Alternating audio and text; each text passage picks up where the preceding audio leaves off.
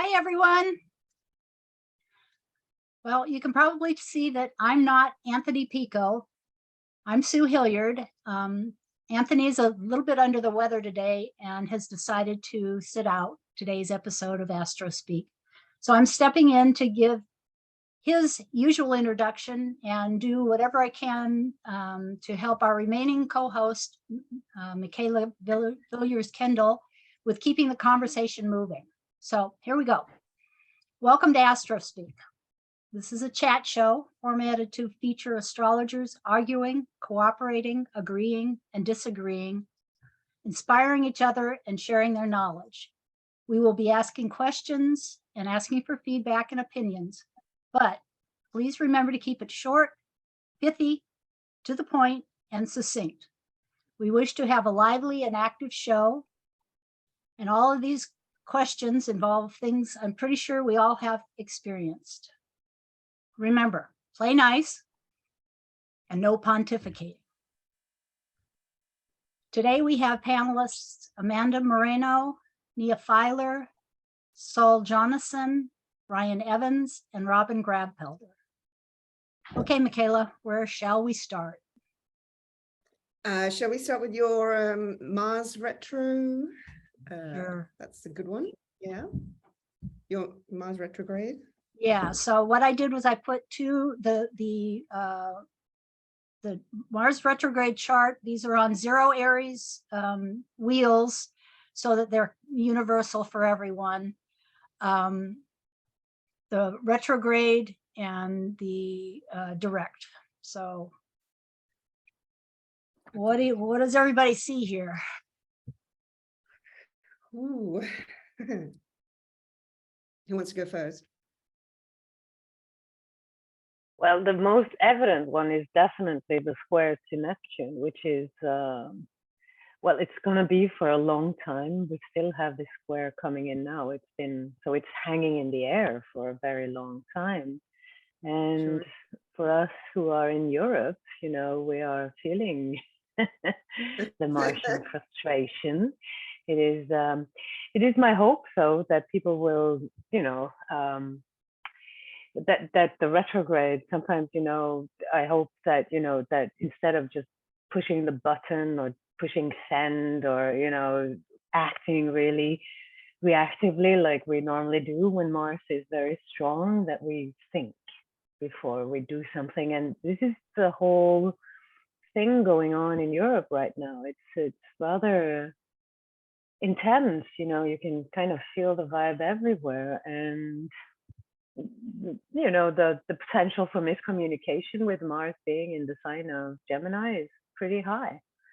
So there's just one little word said wrong, and then you have somebody going off, going into some sort of crazy mode, So, but personally, I think, I hope that it will bring us to our senses, that something like all the delays that are kind of hinted to through Gemini, with the retrograde going in Gemini, is like a kind of like a very long Mercury retrograde period where it's sort of this mercurial communication going haywire and stuff, and obstacles and things not working out the way we thought they would do, could probably turn out to be positive in the. We're just hoping that this war will not escalate. I guess that's what we're, most fighting between neighbors and everything will come up with this Mars and Gemini. And now there's some former Soviet, states that are saying, hey, we don't like this anymore. This is not fun. Like it was never fun, but now it's not really. It's getting serious. It's getting quite serious. In Norway, we have a lot of drone activity going on for the time being. There's been multiple arrests. Yesterday, they closed down the second biggest airport in our city, which is in my city, because they've spotted drone activity over the city. So you have all kinds of logistical hiccups and stuff going on. So I'm just, we are just fresh out of a Mercury retrograde. So I'm thinking that, that was a double whammy retrograde with Mars and Gemini. being ruled by Mercury. So whatever Mercury is doing in this particular period will be extremely interesting. And for this particular chart, Mercury, for the retrograde chart, the October 30th, Mercury is on its way through Scorpio. So that's going to be interesting. Yeah, it should be. But I mean, it it should be. Communication as well. I mean, there's so much disinformation, miscommunication. We don't know what to believe. I mean, the square to, I think you said that, didn't you, Sue? The square to Neptune is a big thing. And yeah, and what I noticed, what I noticed is it, because Neptune retrograded recently, and then is it direct now? Or is it still retrograde? It's going to be direct very soon. That's right. Yeah, I think it's done with retrograding. Yeah. So, but the thing is, it gets out of its shadow just after Mars gets out of its shadow, both in March next year. And I think it's Mars gets out of its shadow, gets it back to 25 Gemini on the 16th of March. And then Neptune gets back to 25, I think it's about 25 Gemini, about a week later on the 24th of March. So they're both exactly square. And at the same day Neptune gets there, Pluto enters Aquarius. Boom. It's like, that's going to be fun. So that may clear up. That may Sorry? clear up some of the secrets and the confusion and stuff. Go ahead, Saul. It's another thing that is very important to think about when it comes to Mars Neptune is the increased rate of suicides that we might be seeing. We see like that's so for anyone who works with mental health and anybody who's just there as a helper or whatever, just we will see probably a rise in those statistics. Unfortunately, people will lose their minds. It will be too much. It's the classical overwhelm that often comes with the territory of Neptune. Yeah, we're already seeing that here. It's also the kind of there's a double signature of that with the Saturn square the nodes as well, which Saturn and Uranus are not exactly square right now, but they are effectively square. And there's so many mental health concerns going on with the increased isolation. So you kind of have that, like, Mars Neptune being more about the permeable boundaries and the psychic overwhelm, and then Saturn square the nodes being about more of the impacts of increased isolation, which was already an issue in our society pre-pandemic, but is more so now. So I definitely have my eye on those things. And Jupiter will go back into Pisces as well. So we're back into that, like, what are we going to do? Do we have a future? Everyone's a little murky. It's hard to plan.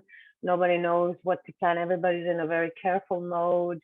It's that principle of action, being either too courageous and just stepping out of, just taking on too much and just, not thinking, or being overly careful on the other end of the spectrum. Overwhelmed by our emotions at the moment. And that Mars and Gemini can be, like strategic communication. But I think going back to that disinformation theme, that's the one I have my eye on the most, and kind of like words as weapons. So at the personal level, thinking about how do I use words as weapons, it's just, we have less control over how that energy comes out at the collective level. And I think that, like, going into the next 2 weeks in this eclipse window, since Mars is co-ruler of all of these Scorpio planets, that comes to the forefront as well. Like the November 8th eclipse is Venus ruled, but Venus is going to be in Scorpio, so also ruled by Mars. So you kind of can't get away from the Mars in Gemini. Can't get away from the Mars in Gemini. It's gonna get to you.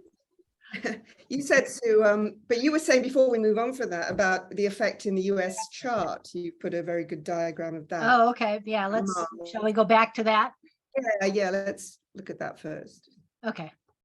Yes. Okay. So my point is that the Mars retrograde is going to go over both this is the USA Sibly chart. And the natal Mars is in Gemini, so it's going to go over that 3 times. And then it's when it stations direct, it's going to be right on the Uranus. That's interesting. Very nice. And the US chart is also a Mars-Neptune chart. You know, I'm thinking of the school killings and all these things, you know, like, not that I'm anticipating a peak with this one, but that's just the natal signature for the US chart, you know, these gun legislations and, you know, people losing their minds and just, well, yeah, we've seen the consequences of that. Well, I mean, it's extremely creative as well. I mean, that's the creative side of Mars, Neptune. It's imaginative, and you know, that's that's America's signature as well in being an innovator in the imagination. And this coincides with another pass of Pluto over natal Pluto of the US. Yes. So this is part of the Pluto return as well. Through that time of the Mars retrograde. Which is a very good point, because it's going to bring up the karma of the US. You know, it's bringing up the karmas for the US, this Pluto return, you know, everything that, you know, should have, you know, everything that needs correction. So, I mean, there is something going on in the United States that sort of reminds you of a little bit of a civil war. But, you know, I'm not there, so I'm not, you know, like, but seen from a distance, it feels like, you know, there's a lot of fighting going on. There was a friend of mine who said, yeah, we're going to the United States, but we're not visiting that particular aunt because she votes Trump. And I'm like, oh. Yeah, that was like the norm. And I'm like, okay, wow.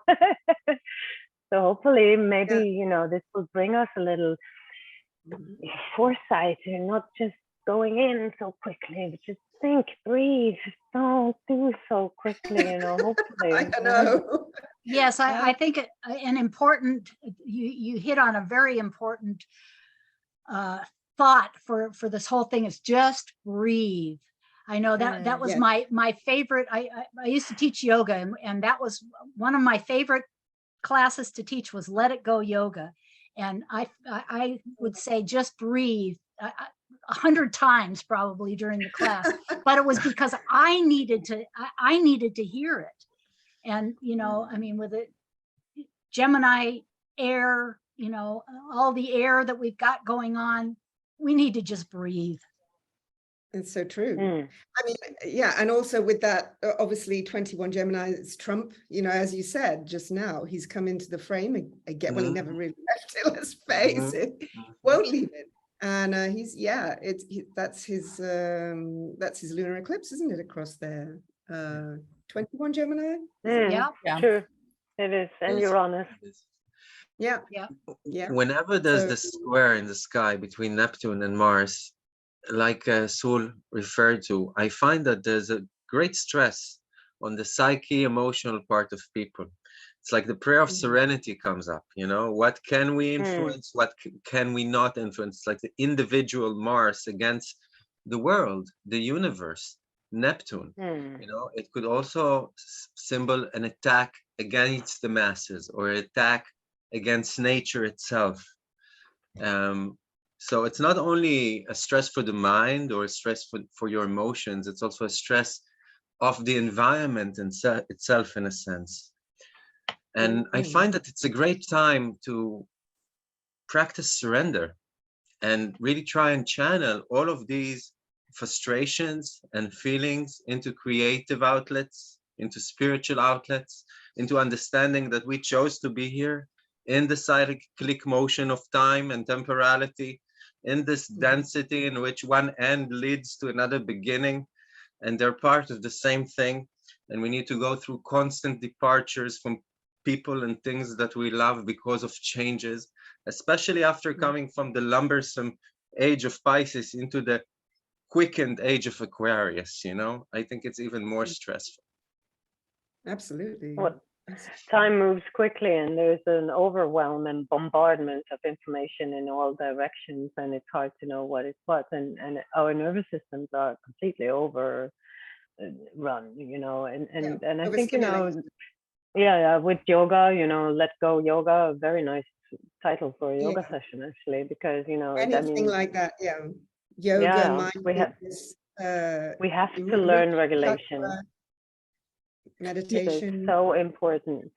And yeah, I think, you know, I think that nervous system dysregulation piece is something that I've been thinking about a lot as well. And then because Gemini, with the Gemini Mars, it is so active, and especially when we have a culture where so many folks are constantly scrolling and constantly inputting information, and the impact that that has on the nervous system. And so when I think about yoga and then maybe adding in things like qigong or, you know, martial arts that are working with martial principles, right, in a very spiritual container, seems like a pretty apt metaphor. All of these ancient practices, I mean, that's what they're designed to do, and now we need them more than ever, don't we, as you say, because we're exposed to, as we never have been, to communication, endless instant communication, that's and lack of concentration, also just zapping from one thing to another, and then we suddenly go and Neptune interferes with our boundaries and also weakens our immune system. So we need to be focused on keeping our immune system healthy and our boundaries. Well, the immune system is very important when we think about Neptune. You know, where do I end and where does this other person begin? You know, it's like we are kind of like entangled into each other. And I think, you know, the purity that of being centered inside of yourself and being able to choose your reactions more wisely, like bringing in the concept of just a little bit more time, just take your time, you know, just take your time. I think it could change a lot for world and for the world health in general. Exactly. It's so easy. It's achievable. Everybody can do it. On that theme, if I can share with you a saying by Keanu Reeves that I heard recently, like a month ago, and I've been using it ever since. He said that personal evolution is about responding to things in our life based on our past experiences rather than our immediate feelings. And this is so apt for this time and for these configurations. Exactly. Yeah, so true.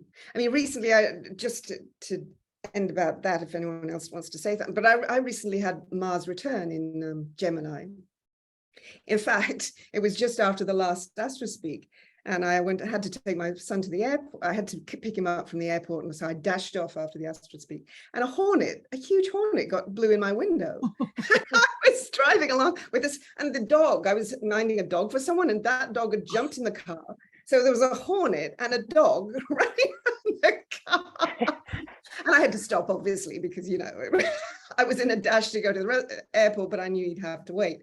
So I looked at my chart afterwards, and I hadn't noticed that my Mars had returned to Gemini at 2 degrees Gemini, exactly squaring my Pluto in the 6th, a dog and all. So it was like, it made me think then, because then when my son came, he brought up some family things that really triggered some memories. And I thought afterwards, just a minute, I've got my Saturn, I'm not going to react straight away to this, because it just went woof. And I didn't, because I thought I've got to pull it back and then consider what is this telling me? It actually did take me in a pretty deep journey then. That hornet was pretty symbolic, huh? Yes. My Mars, a hornet. But anyways, Mars is also connected to anger, and I think, you know, there's nothing that drains the immune system more than constant inner anger or passive. This is a very passive aggressive configuration, so it's like anger going in all directions. So I think, you know, I mean, people are angry. That's just it, you know, super angry with everything, you know, electricity bills and inflation and wars and whatnot. So I think, you know, if you want to save energy or conserve energy or use energy wisely, I mean, it picks your battles, you know, that's a very exactly. And take the lessons that, I mean, that's why astrology is so great, because it shows us it symbolizes what we're meant to learn from this, instead of just being triggered. Yes, instead of exactly. just reacting, and then the whole going up in the air. And that's what we have to watch now, because we're being warned of that collectively as well as individually. And as it is in Gemini, we cannot avoid it. It's in the surroundings around us. It's through our siblings, our brethren and sisters, amongst our friends and people, the place we live in. It's people's ideas and words that upset us. But picking your battles is a really, really good advice. Yes, and see why you're being triggered too. You know, look at yourself and look at the collective. What's really happening there? What does that go back to? What is that picked up from the past? That's what trying the to retrograde will help us do.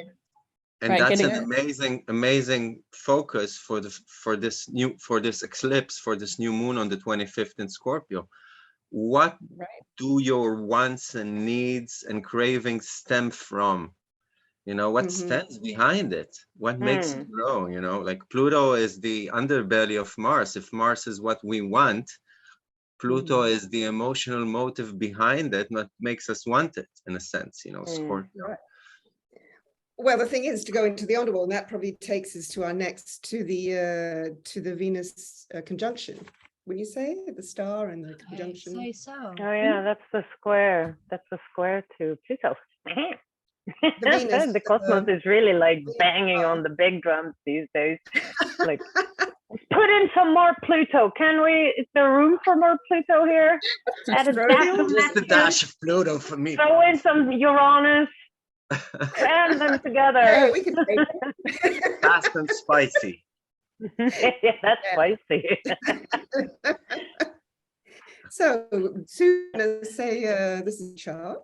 So. Yeah, this is the chart, and I'm just going to read the little blurb about the Venus star point is comprised of the periodic conjunctions of Venus with the Sun, occurring 5 times over 4 years, alternating between superior and inferior conjunctions and creating a star pattern with the zodiac as a backdrop.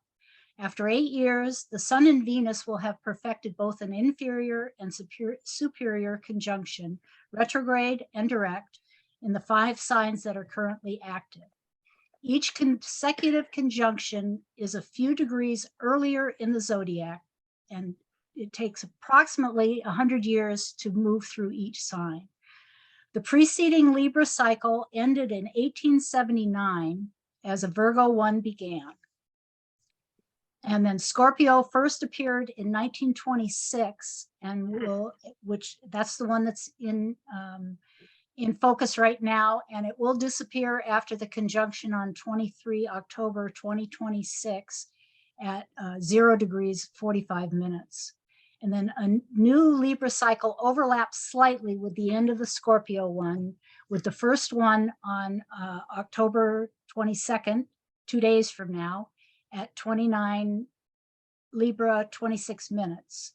The preceding Libra star point began on 10/23/1771 at 29 degrees Libra and 39 minutes. So very close to where it is now, or where it will be now. And kind of, Michaela noticed some parallels in time, shall we say. So. Great.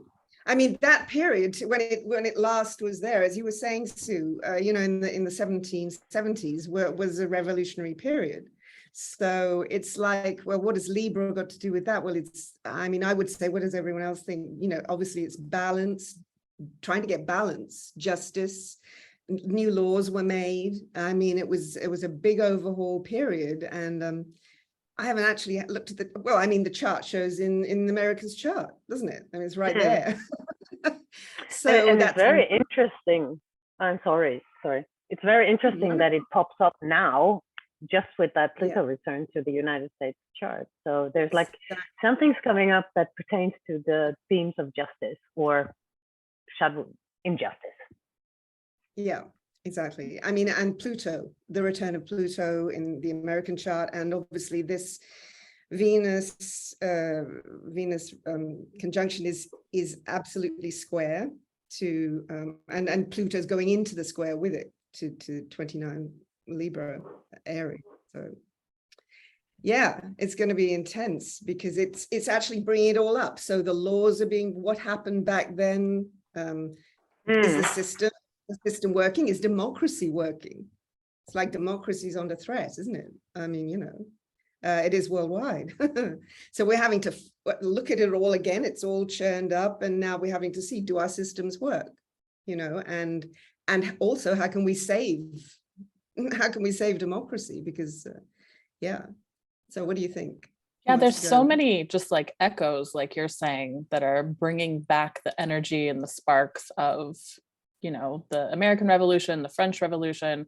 But another thing I've been thinking about is our kind of like transition into more air. And so we had the Saturn-Jupiter conjunction kind of ushering in a new 200-year cycle there.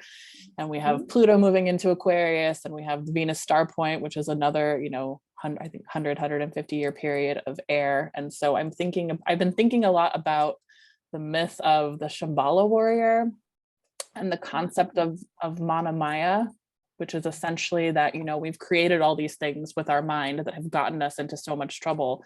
And so we have to use the mind to uncreate them.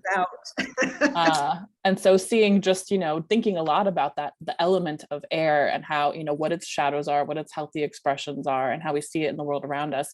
And quite literally right now, like I'm sitting in the Pacific Northwest and you can't go outside because the air quality is so terrible from wildfires. And it's just been a 6-week process of being in this constant state of like, okay, it's dropped enough now so I can go back outside and take a couple like big breaths, right? And so it's gotten very literal. Literally don't have air. Yeah, sure. Whoa. Yeah, that's intense. I mean, that happened here last time. I talked about it. Terrible. It makes you think about the air, the water, all you know, all these natural you know, elements that we take for granted that are under threat. So, you know, and as you said, how have we got here? How has our mind taken us there? That's a really, really good point. I mean, this it is about the goddess, isn't it? The Venus conjunction descending like Inanna to the underworld. Well, so, that Venus star point is trine to the Mars retrograde in Gemini, which hopefully will help to harmonize our thinking and bring our thinking maybe more into along the lines of justice and bringing harmony and, you know, back. There's also something about the shadow of that too, right? Because if the Venus star point is squaring Pluto right now, and then Venus is about to go not just into Scorpio, but into these interfaces with these eclipses. And, you know, when I think about like shadow Libra and placation and just trying to keep the peace for the sake of keeping the peace, and how that can lead to injustice, like when people don't lean into the Aries polarity enough and bring that in. I think that it's very interesting that it's like Venus is saying, okay, here's these Libran relationships of peace and harmony and kind of like understanding the space between things and all sides, and then instantly plunging into Scorpio, where it's like, here's the truth. Here's the truth. And the nodes are in Scorpio right now. You know, we are going through a revelation of the truth that we've created. Yeah. And if I can a minute refer to the initial question that Michaela asked about democracy and about the fact that this is in Libra. Libra has always been about the bettering of relationship, about making them more just and equal, about bringing a better equilibrium to things. And these are indeed the French Revolution and the establishment of the USA have been about a better contract between the ruler, you know, between the people and the rulers. And indeed, we are going through an update like that today, because we all feel, people around the world feel, that electional democracy is at its last breath, so to speak, because more and more people get insulted when they are told that they're not intelligent enough or able to choose for themselves, and they need to choose a hero, a delegate that would be their king or queen and choose for them for a period of time. While we can pick up our phones and, you know, go to direct digital democracy which, you know, really spares all of these elected people and makes us the rulers and makes us take up responsibility instead of blaming others for not doing a good job about things, you know? So yeah, we're heading there, but this is a process that takes a lot of time, and through it, you know, the weakest suffer the most. It has always been this way, and we're going through it again. And if we're referring to the geopolitical situation between the East, also AKA Russia, North Korea, Iran, and China, and the West, US, Europe, and its allies, we all have to pray that it doesn't escalate into something bigger, because all the signs show that this could be a wildfire, you know, talking about wildfires. Well, the astrology isn't the most optimistic when it comes to peace, that's for sure. And, you know, the myth of Inanna came, I just recently came over that. It came at a time when that particular culture was actually on its, you know, when it was going down. So there's something with her going into the underworld. She's full with riches and gold and her, you know, full on vanity, her values, you know, the value system. What we value in life, what we appreciate, and we see, you know, the riches and, you know, luxury and the Instagram and everything. We value these things, and it led to the downfall of many cultures. This kind of what you might call it a sin in a way, you know, when people get lost into to materialism like that. And the whole thing with the underworld journey is that she comes out naked. She's being killed, and then she, you know, and then she comes out butt naked, and it shows that, you know, she's being purified from her false gods in a way, you know, that the way that we need to do that in our own lives as well. So I think the whole thing with us not having the same economy that we used to have, or, you know, I think a lot of us are going through a period where we learn to appreciate the smaller things in life and appreciate the real things in life, like having a good chat with a neighbor, or just, you know, taking care of each other and being kinder towards each other. And, you know, the funny thing with, for instance, the World War II is that after this war, there was a greater sense of solidarity among people, you know, so there's something with this particular Armageddon type of vibe that sort of makes us scared enough to be humbled. And that's not the worst thing that could happen, you know, to Earthlings. You know, we're a little lost in our own desires in a way, and it sort of leads to a lot of unhappiness because it weighs us down in a way. I mean, I think what we're all looking for, and I think what's becoming extremely evident now, is that we're just looking for our lives to work. You know, we just want to have a good, nice, wholesome relationship to life in general, to our bodies, to our neighbors, to our kids, to our spouses, to our friends. We just want to have a nice life. And I think that would be the real revolution, when people come together and they say, like, listen, stop messing up our lives. We just want to make this thing work, you know? I think that's going to be like. But as I think Robert, is it Robin or Robert? Sorry, on the bottom, on the Nia. Nia, sorry. Why did I think it was Robert? Sorry about that, Nia. Yeah, as you were saying, though, I mean, what has got out of hand, and it is the patriarchy. It's about the male principle has for thousands of years gone berserk, and the matriarchy, you know, as Jeffrey Wolf Green always said, the matriarchy. It's because the matriarchy has been so suppressed. And the patriarchy has said, look, we'll do everything for you. You know, you're going to have a nice life, but you've got to follow our rules. And it's been all taken to the extreme. And now we're in the stage of seeing that we have been lied to a certain extent, but then we've been naive, you know, and people have not taken responsibility collectively. And they've put themselves in the hands of Big Daddy, you know. Yes. And exactly. And now that it's being blown apart. The patriarchy actually is falling to bits. But in falling to bits, as though it's getting worse, it's like it's having a one last stand where, you know, like in Russia with China and America is reacting, and the West or Europe, everyone is reacting against that. So it's like, we've got to win.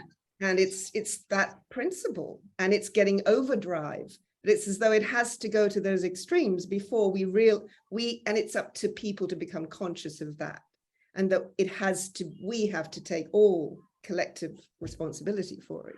It's about understanding also what is the true evil in everything. You know, what is the true evil? I mean, who are the evil ones?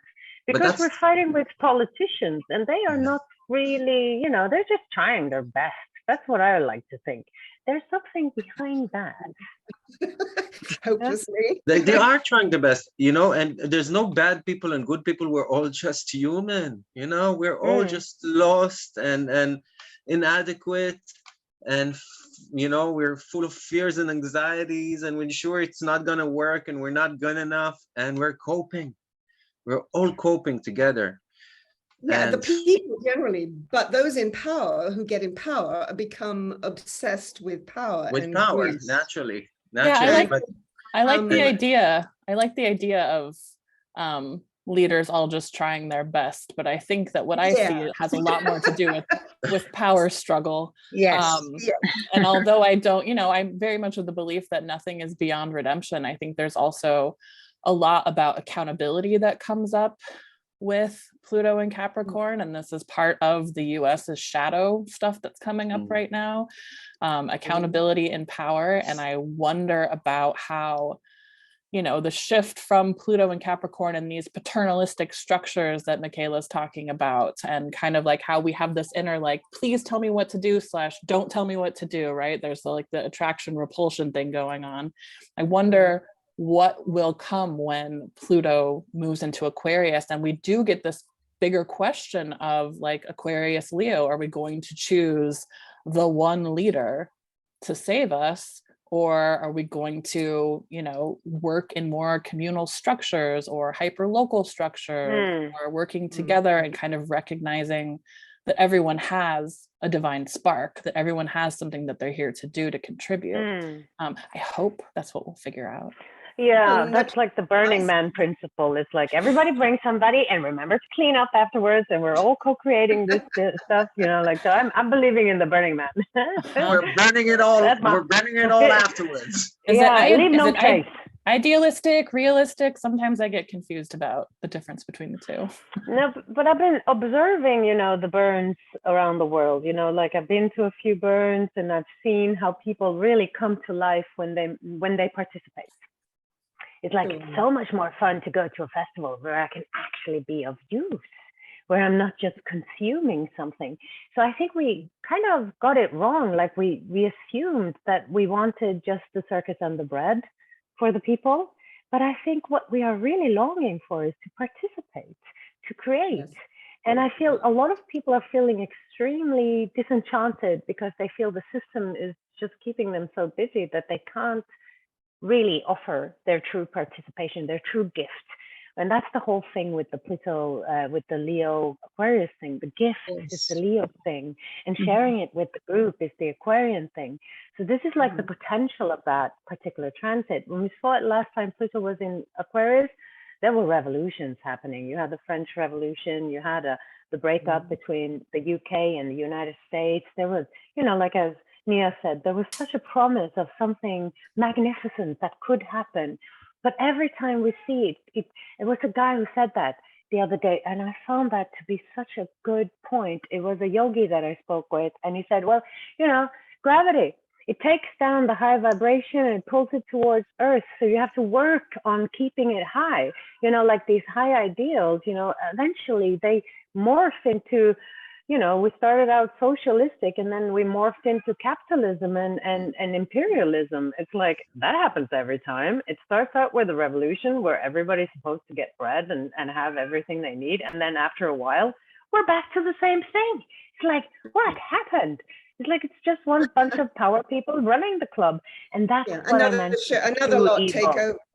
Exactly. So, and without us taking responsibility, each and every one of us, that will happen again and again and again and again. Like if we don't pay attention and if we don't participate and if we are lazy and we are full of excuses, that's just what's going to happen. Somebody's going to take over. If you don't eat your cake, somebody else will. Yeah, sure. Or we don't have our own on individual unconscious and see, just a minute, we sold ourselves out. It's like, you know, we complain about China now, but we wanted all those gadgets. I mean, we're using them right now. We wanted clothes. We wanted, we were happy, and then we thought, oh, they just want money and they want to be prosperous like us. But then there's another, unfortunately, there's the past to consider, and people and countries bear grudges, and that one, and they don't That's forget. A big one. So, no, so nations are like people. It's like, I remember what you did and what you treated me like, and I'm going to get the upper hand now. And this is part of what's happening now too. Yes, the grudges. It's like people don't forgive. It's so unforgiving. Like we don't believe in change, so we never forgive. And that's like, it takes time. So we're being urged to try to consider, because unless we do consider, unless we go down into the underworld, into the unconscious, and look at our past, look at all the nitty gritty, look at individually and collectively, we're not going to be able to move out of this. But there are signs that we are being pushed, as you said, all of you, in fact, said we are being pushed out of it because we're being forced into that underworld. And this is very much sort of signifying it, isn't it? This Venus conjunction squaring Pluto. So shall we go on to the next, because that leads on for that. I was just going to mention the 1962 thing. Oh, before we do, I just wanted to share this little diagram. Yes. This is from a talk that Linda Jonson did on the Venus star. And it's just kind of a screen grab out of the video, and it just shows how the Venus conjunctions form the stars, and where they were over the last few years. In let's see, starting in 2012, there was one in Gemini, then she even has arrows showing, and then the next one was in Capricorn in 2014, Leo in August of 2015, 2017 was the Aries one, and then 4 years ago was one in Scorpio, and on, and then here we have the coming ones. Let's see, here's the Capricorn one in early 2022. Oh wait, sorry, starting here, Gemini one in 2020, and then Capricorn in 2022, and then a Leo one again in 23, and then followed by an Aries one. And as you can see, they get a little bit, a couple of degrees less in the zodiac. And here's the final Scorpio one in 2026. And then we will have all Libra ones. Okay.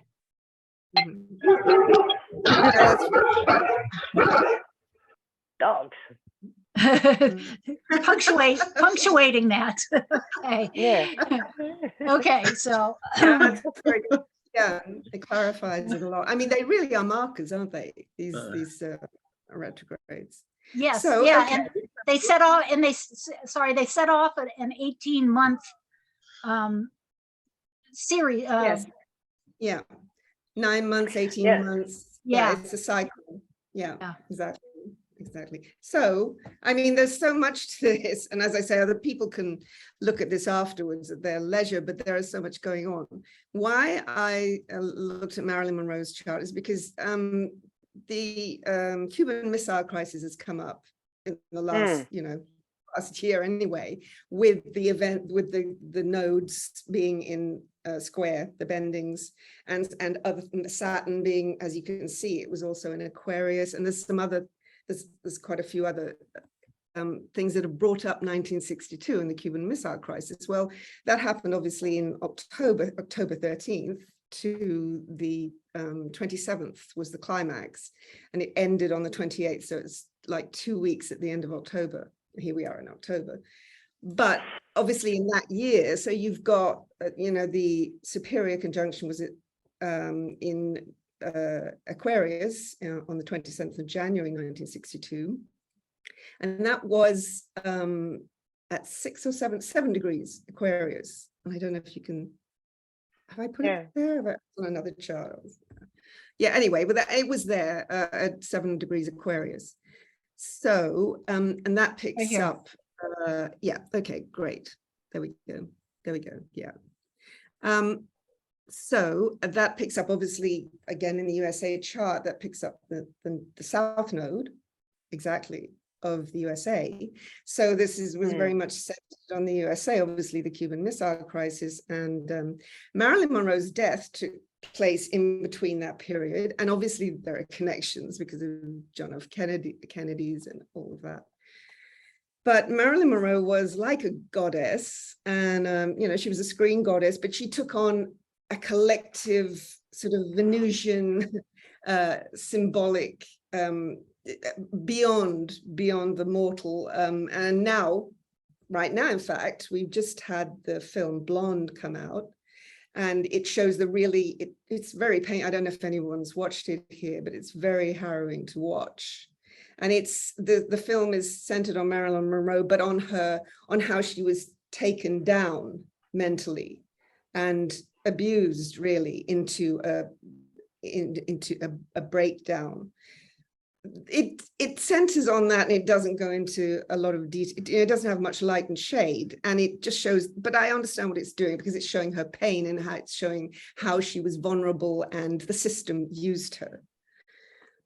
Well, this chart, her chart, if you look at her Venus, it's really hard to see on this, I know, but in the middle, you've got, here, I'll use my pointer, there we go. So you've got Venus, there you are. Thank you, Sue. Yeah, let me. That's better.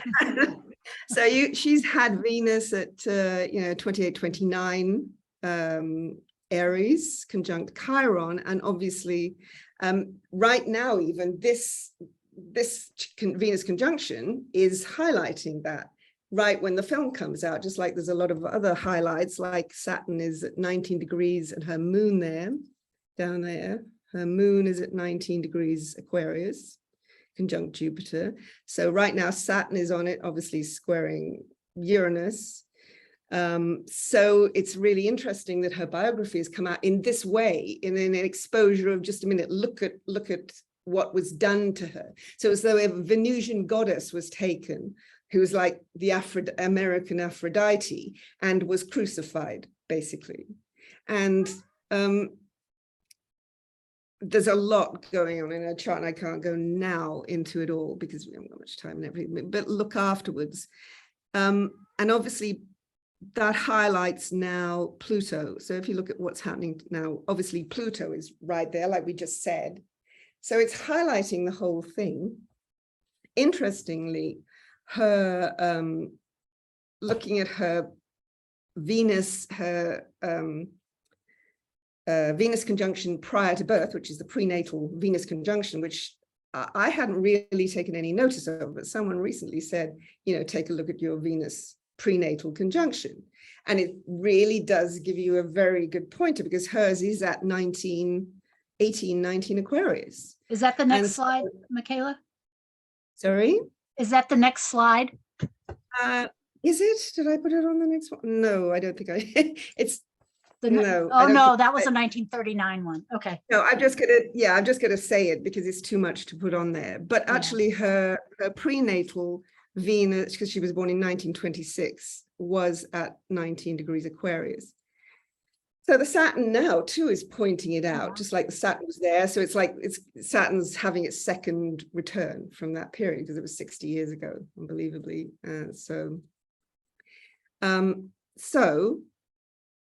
what happened just briefly before she died, that end of July, she went to a party at Frank Sinatra's casino resort. She was lured there to meet. She thought she was obsessed with the Kennedys. Well, everybody knows about all that. She thought they were going to be there. As it happened, John F. Kennedy, he wasn't, the president wasn't there. He wouldn't be. But Rob Kennedy did go, but it was, to cut a long story short, it was like the gangs, Sam Giancana was there, the mob, and they actually drugged her in this wild party. They drugged her and raped her. And she had trusted Frank Sinatra as well. It's like, who could you trust? So that was at the end of July, 1962. As it happened, her prenatal eclipse was at 8 degrees Leo. How that would fall here. So that was at 8 degrees Leo in here. Where's Leo? There we are. So there. So it would be there. The solar eclipse, because in the Metonic cycle, as you will know, the eclipses come back to around the same degree. They change a little bit, but the Metonic cycle brings them back after 18.6 years. The solar eclipses and then the lunar eclipses are slightly different. They can differ into even 10 years, 8 years, 9 years. So the solar eclipse came back at 8 degrees Leo, and her prenatal lunar eclipse was at 8 degrees Leo. So all of it was lining up. And there's much more, but I won't go into it now. So, and actually it came back at on the 31st of July, just the week of that party. So she came back from that and was distraught, but she was enraged, outraged, because there we are, like a queen of Hollywood being treated like this. And you can imagine, I mean, the stress on her must have been diabolical. And she was going to have she was going to have a press conference the day after she died, because she was going to blow the lid on the whole thing.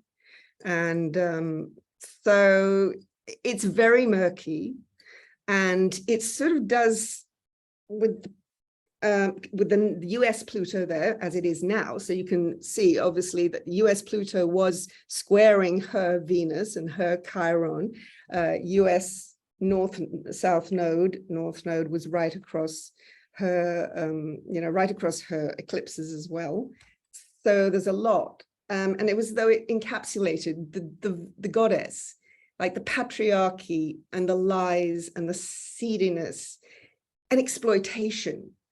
And she encapsulated it. And that's why I wanted to put it on there, because it was that year. And then, of course, just before the inferior conjunction, there was the Cuban Missile Crisis. And why I think there's a connection there is because the goddess is like Robert Oppenheimer, who, he developed the nuclear bomb in the program, Manhattan Project. In the 1940s, and he described it once it was tested as Kali, as he realized that there'd been a big mistake here, that we let out Pandora's box. And so the whole psyche of the bomb problem comes up. The goddess has been completely destroyed and humiliated. She's become the Eye of Ra, like they say in ancient Egypt. Aphrodite becomes Venus becomes the Eye of Ra, which is the sun's avenger. So it seems very much to encapsulate that. And now the transits are really picking this up. They're bringing 1962 back again. And it's like in our psyche, but also in our psyche is the goddess who's taken us down to hell and has been humiliated and hung on a meat hook, like Sol was saying. And we are sort of with her, we are facing our humiliation as well. But that is all part of this destruction that we have also been led blindly into, that we never asked for. We never asked for the nuclear bomb. That was all basically about power, let's face it. And the patriarchy, they developed it. And we are stuck with all of this. And we are being said, you retrieve the goddess, come back from hell and put your jewels back on, take your power back. That's what it encapsulated for me anyway. Obviously, Amen to that. there.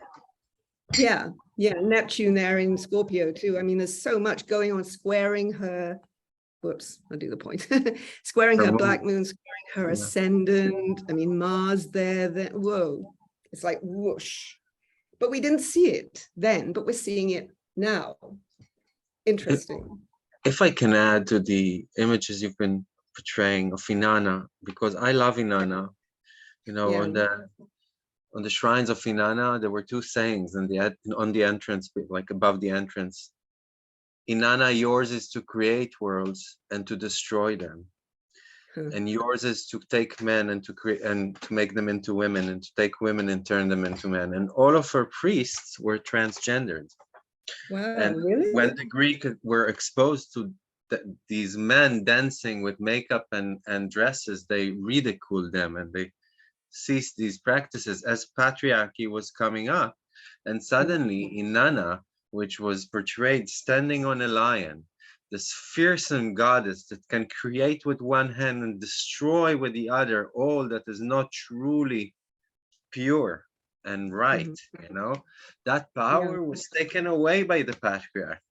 And she became this blonde hair woman on a seashell, you know, painted by Botticelli, goddess of love and beauty, you know, and all of that armor and sword was taken away. You know, we'll do that for you. Don't worry. You know, you'll be taken care of. Don't worry.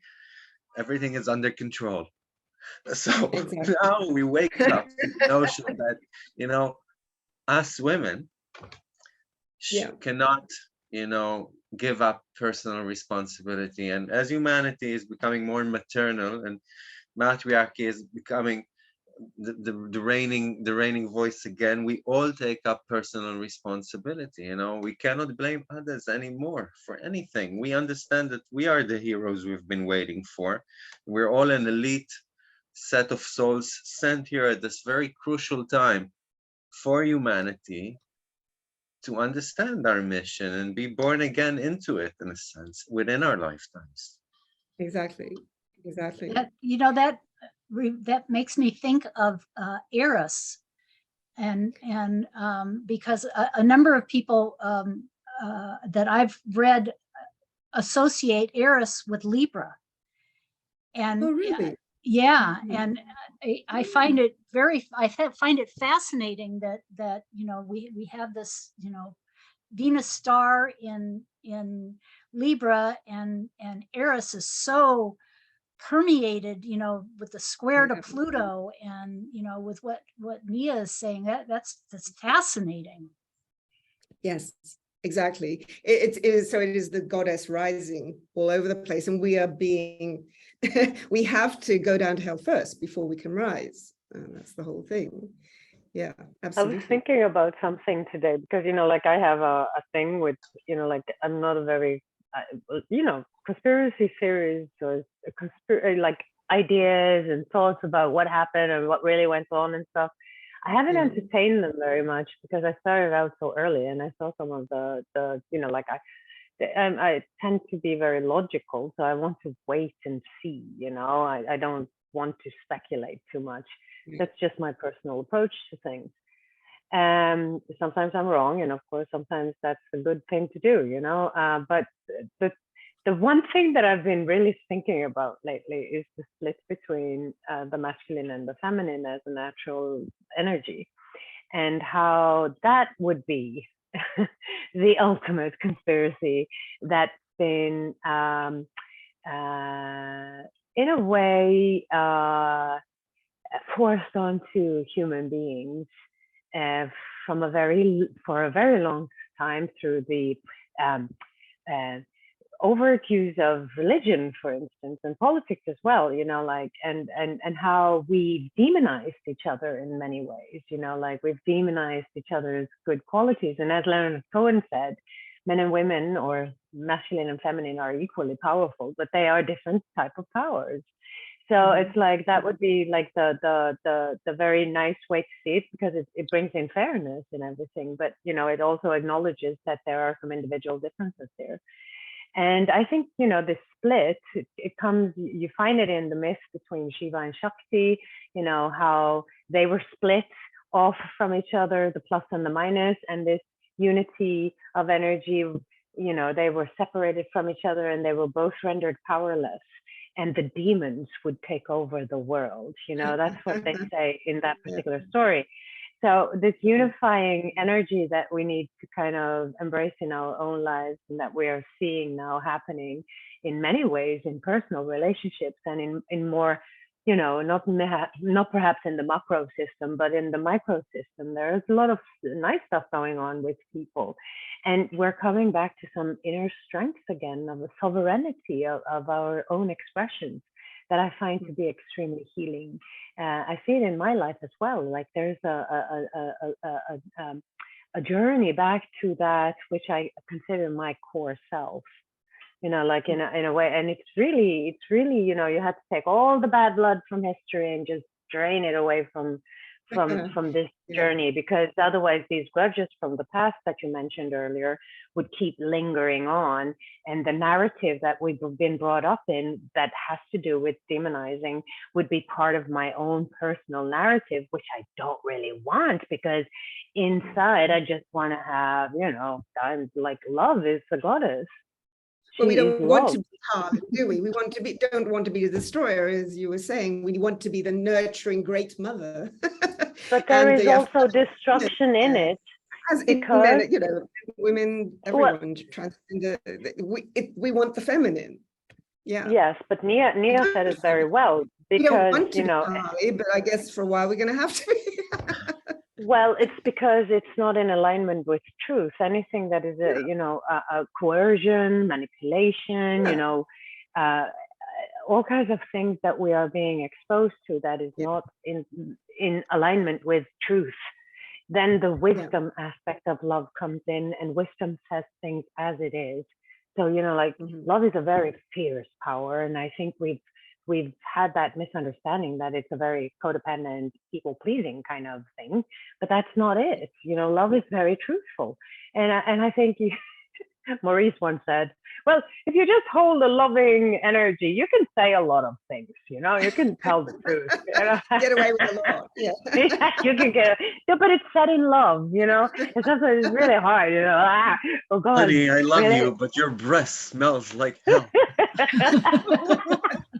For instance, you know, that could be an example. You know, can you please brush your teeth?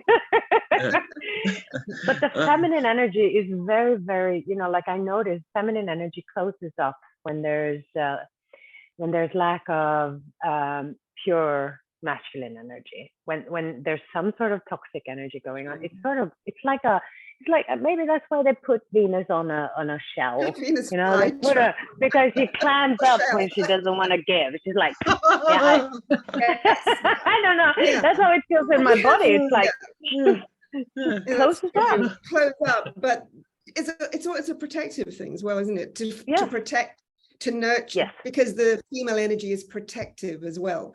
But we have to bring in the other side of Venus, which is Athena, which is the eye of Ra, which is the strong feminine that is willing to fight for justice and stand up for it, not in a destructive way, but to actually stand for it firmly and insist on it.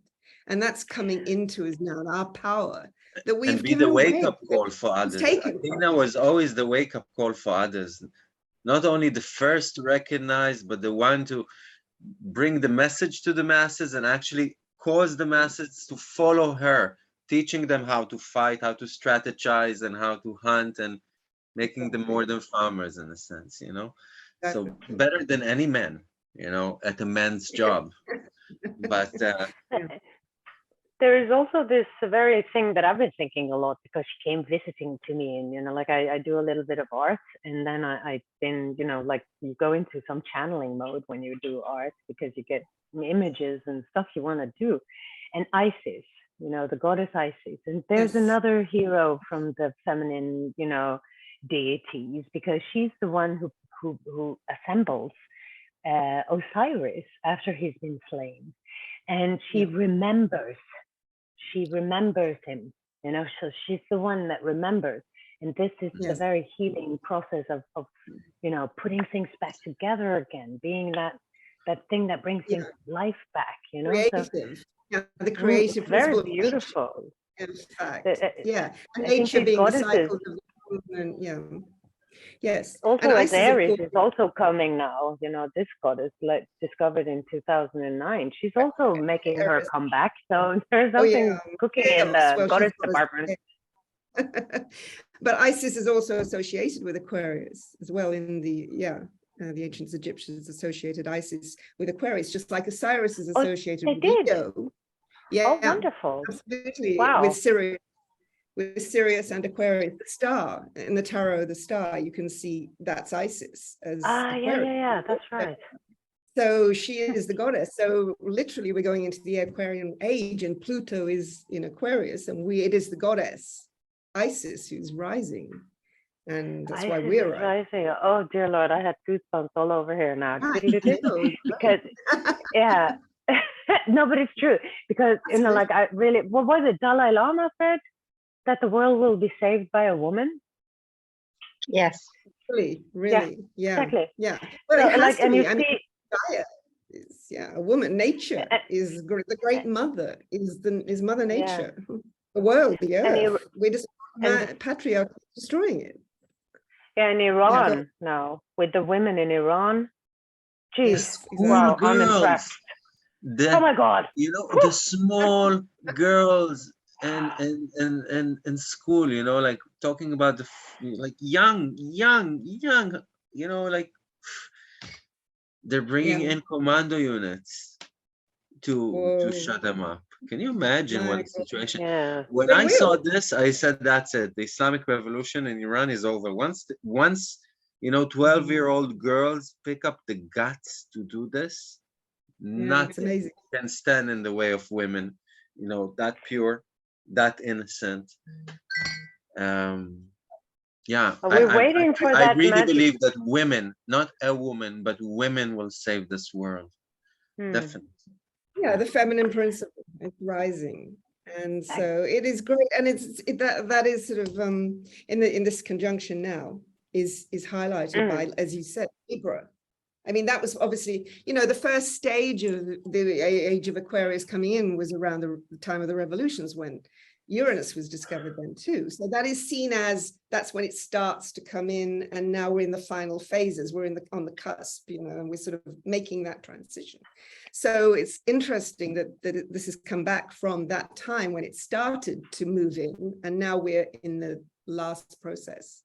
So, should we look at that World War II superior, that conjunction quickly?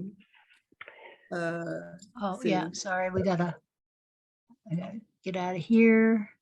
There we go. And then I need to undo all of this. I see. Oh, that's on your screen. Oh, yeah. That's good. That's amazing. How do you do that? That's a program. Anyway, so I was looking through the last, the 20th century, looking for anything, any movement of Venus that went to 29 Libra, and nothing actually did. It never quite. Now and again, you'd get to maybe 27, but you'd never get to 20, and that was rare to get to 26, 27. And those dates were interesting as well, but it actually got to 29 once, and that was when it was making its rise, which is the rise from the underworld, when it rises. This was after, and I did note it down, the superior conjunction of Venus that year, 1939, was actually on the 5th of September, which I didn't realize, which was actually 2 days after the Second World War began. So it was in Virgo. It was at 12 degrees Virgo. And so it descended at that point, and then it rose, which is the evening rise on this date, which is the 13th of October, and it rose at 29 Libra. And it rose in conjunction with the nodes, which I thought was remarkable, and the moon. And so you've got all that in Libra, and also you've got the ascendant and Mercury about the same degree, as the lunar eclipse, the solar eclipse coming up in the second 2 degrees Scorpio. So, and Saturn was there on the south node. So And this, as I say, it's been the only time, except for now, that Venus has got there to 29 Libra, which is remarkable. And that was the start of the Second World War. And Mars it is was in Aquarius. It was in an air sign. Yes. So and Uranus in Taurus. Yeah. Same as well. And there you are, yes, the nodes of USA. I mean, I did it for Washington, D.C. because America has, you know, for the whole, it's dominated since the start of the, the end of the 19th century, actually. So that's why I put it for Washington, D.C. So, and of course, that again was square the US Pluto. And then we've got Pluto, in fact, at 3 degrees Leo on the midheaven, and that is making us a square to the Mercury and the ascendant of that chart. So, and opposing Mars, obviously. And Pluto is the big significator of World War II. You know, when World War I began with Pluto going into Cancer, World War II began with Pluto going into Leo, and obviously there was a square, I think, when it actually happened. We haven't got the chart for the start of World War II, but Saturn was square Pluto. Yeah, and the Saturn was conjunct Pluto for the start of the World War I. And you know, it was opposing Pluto for the 9/11, and you know, and now recently the 2020 conjunction. So there's like a very Saturn Pluto vibe. Yeah, which is really the start of the. I mean, there has been a war. I do believe. I thought you know, my prediction was war when that. Me too. For the 20. Yeah, yours too. But then it has been really. What it's been is a Cold War, but that was the start of it. And that was the start, because that's when we saw that China was not, you know, not our buddy, and that we couldn't actually trust it at all, because it didn't let it let the virus come to us. And so that was the beginning of realizing, and Russia, that we were all basically undercover enemies. The Cold War, it began. Yep. So, and these are the old grudges. It's like, why? I'm sorry, I wasn't muted before. Was sure I was muted.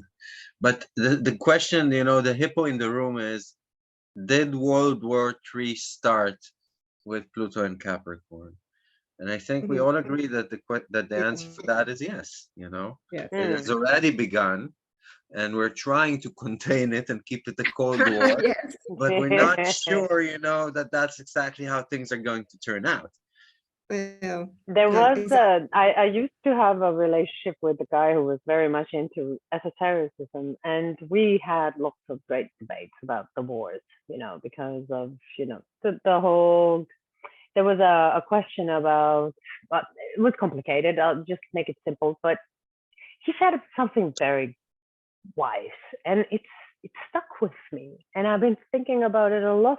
Because I thought, you know, okay, Saturn, Pluto conjunction, and Capricorn, it smells like war.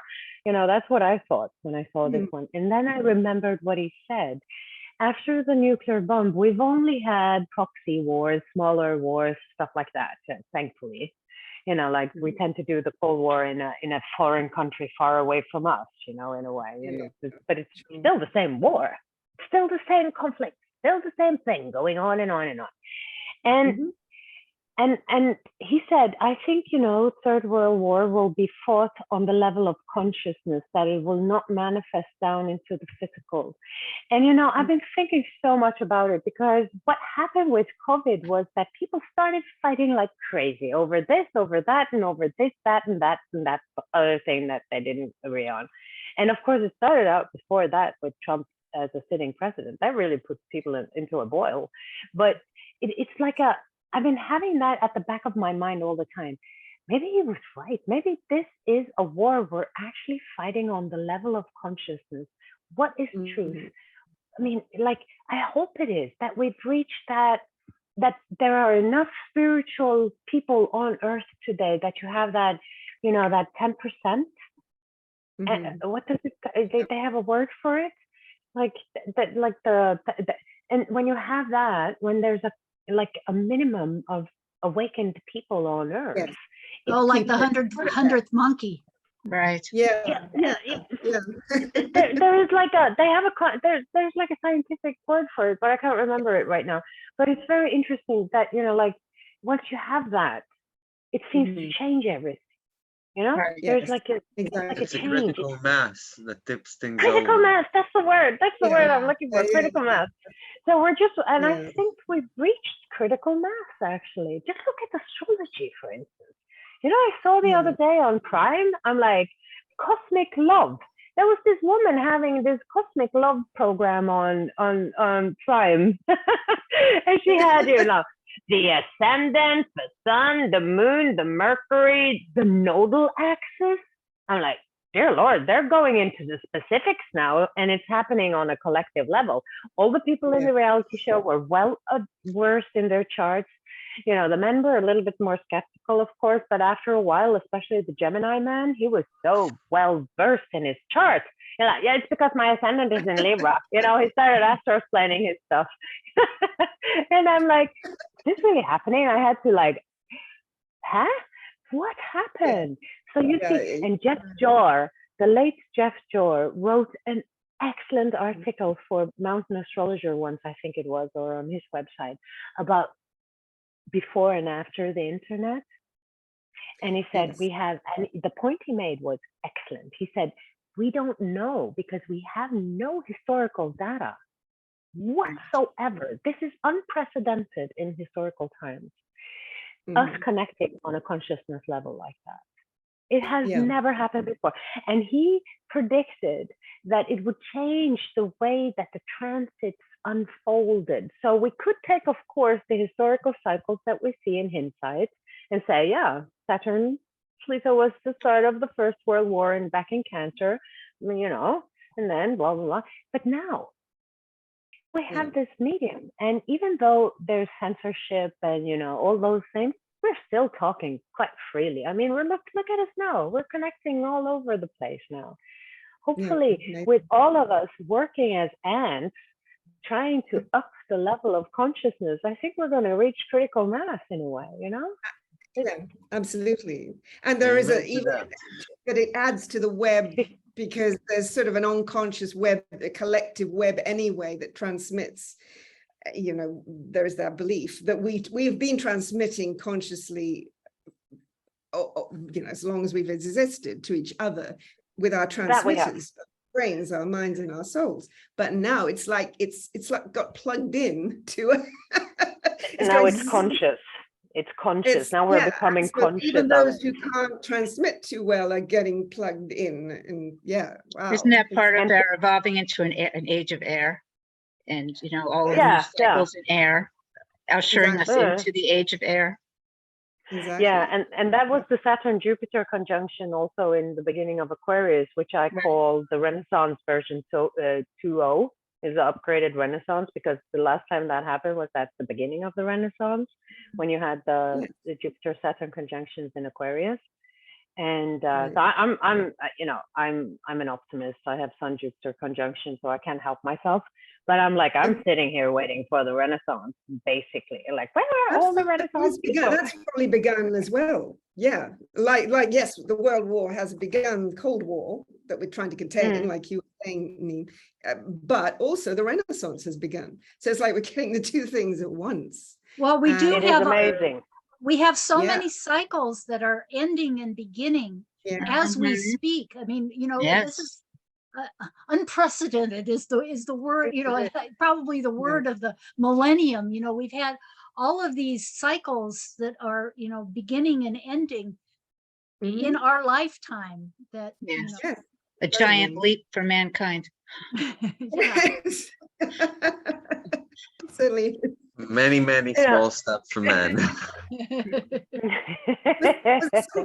Well, you know, these are Aquarius is the quantum leap. It's that thing that which goes really quickly, and I think a lot of people are just getting it now. It's like okay, I'm getting it. I'm understanding my responsibility, and responsibility is another aspect of love. You know, when you really understand the way you influence people, the signals you send out, how you can work together with people, you know. I think if we touch into our core beyond everything that is wounded and hurt, we just want to we just want to love. I think we're basically pretty cool people. But first we have to address the wound. I think it does have to be another part of Aquarius. Another it's like part. we've gone into it. It's like, you know, we all have wounds, and narcissism is a big thing. And the narcissistic wound, I think, is very, I mean, that is the main, that's the wound of the patriarchy. And there's amazing how many, because you find on the internet, I mean, I had experience of it back in my life, and loads of us had experience of it. And we didn't think much about it. Princess Diana was sort of one of the first sort of, you know, but before then there was Marilyn Monroe, you know, it's been going on forever, for years. But now it's like it's become because we can all communicate about it and bring it to the fore. Now we're seeing it. And it does need, you know, obviously it's got a bit too much. It's like we can't make men the enemy, and men aren't the enemy. It should be seen that it's the male principle that's been abused that is the enemy, not men themselves, because the you know, the feminine principle in men has been abused also. Right. And we have the toxic masculinity, and I think there's toxic femininity as well. And you know, we gotta solve this all.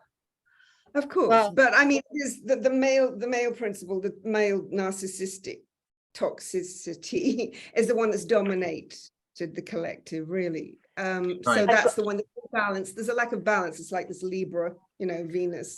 Right. Nevertheless, as women, balance. We must remember, you know, not to fall into the same trap, you know, of men before us, in a sense, because then that would be just a continuation of the shadow in another form. Exactly.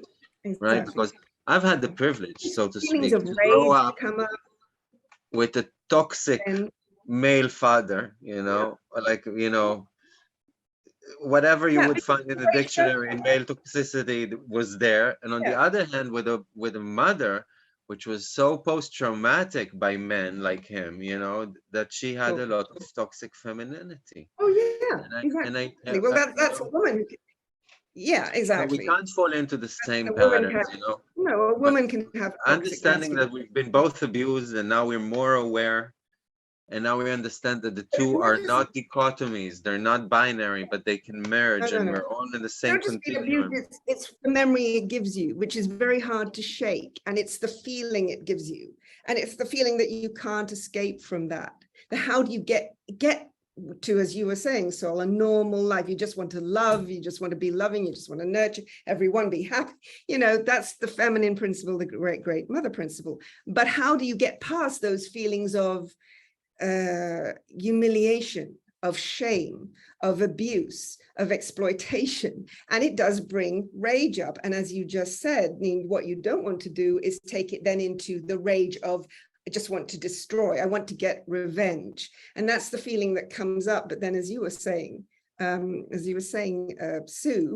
the thing is with that Mars-Neptune square is to then pull it back, and with Pluto involved as well, obviously, in that. Neptune is, you know, sextile to Pluto, and then you've got Mars quincunxing, isn't it? What is it? Quincunxing, yeah, quincunxing Pluto. So you've got to actually learn to, you've got to examine that. What does help to examine it now is all the stories that you look back on, like Marilyn Monroe, and you see, just a minute, that feeling of rage there that she must have had, and so many others. It's just she was a focal point because she was a, you know, she was a Venus goddess archetype made into. And so once you go into these stories and then you realize what certain women and men have suffered because of exploitation and narcissistic abuse and the abuse of the patriarchy, it works it out of you. It works in just a minute. You move from rage to compassion. You move from rage to saying, we can't continue this destructiveness. Because if you, as you just said, you just continue the cycle if you have rage. So yes, own your rage, but then every time it comes up, work it through, and something will come to you from the outside to say, yes, but look deeper, a transit, a story, something, a symbol that will say, go into this, understand it, own it, but then like Anana, those wonderful stories, those myths of the past are all for that reason, to say, look, this is the human experience. And Anana is, humiliated. She could be rageful, but she actually isn't rageful. She emerges and she is the goddess again. And there's more to that myth, isn't there? Like the mourners go down with the mercurial mourners who actually placate Escagil. What is the goddess? Her sister. Ereshkigal. Ereshkigal. And they placate her and they say, and they don't take revenge. They say, okay, we understand your pain and your revenge on Inanna and your jealousy is because of your pain. And so they mourn and they say, we're sorry about your pain. And that frees Inanna, which is quite wonderful, because that ancient myth is telling us, you don't emerge from hell with revenge. You emerge from it with compassion for yourself and for others, and say, okay, my ego is not important. I accept my humiliation. I understand why it has been visited on me. And now I will rise as the goddess. And I think that, that's being shown to us all over the place. How perfect for a solar eclipse in Scorpio. Yes. Yeah, absolutely. But, shall we talk about that? Yeah, if I can just add a little bit, well, it bleeds into the Scorpio eclipse, but I had the misfortune or fortune, I don't know, I'm not sure yet, to get into a debate with a very rare verbal debate with a very fierce Christian woman. There is a very evangelistic vibe going on in Norway. There's a lot of hallelujah Christians happening right now. And I've always wondered, and they are very interesting, the way they vocalize themselves, the words they use, how they describe the man, humanity's nature, our bodies, and sin versus virtues, being good versus bad, and how the downfall will come, and we can thank the Armageddon because we have desires and whatnot. It's really raining blood when you start talking to them, and frogs and whatnot. So the thing is, but what she said, and which I think is a very good point, because I think we need to acknowledge that as human beings. She said, human beings are evil. Look at what they're doing. They're so selfish. She was right. She's her observation that humanity might be super selfish and highly narcissistic and very wounded and hurt people, and revenge and retaliations and wars and materialism. Of course, for a Christian, the whole of humanity would be a little lost. And then I said to her, because that's Mars again. I said to her, no, we're not evil. We are instinctual. And the moment we start to understand ourselves as both animal and human, the Chiron myth, animal and human, and we understand we are instinctual. It's my reaction for self-protection that sometimes makes me say stupid things and hurt other people. It's not because I want to be evil, Mm-hmm. And the shame that comes from conditioning, that some feelings are appropriate for men and some are for women, and the men can be angry, but women are bitches when they're angry and stuff like that. That's another thing. That's where we could easily become that's not fair.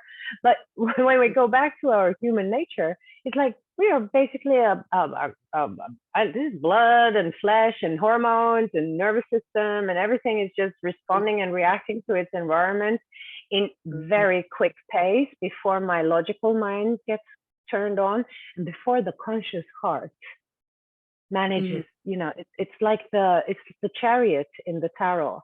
It's like we are having a little bit of trouble, guiding the horse in a way. Yeah. And that leads us into so much trouble.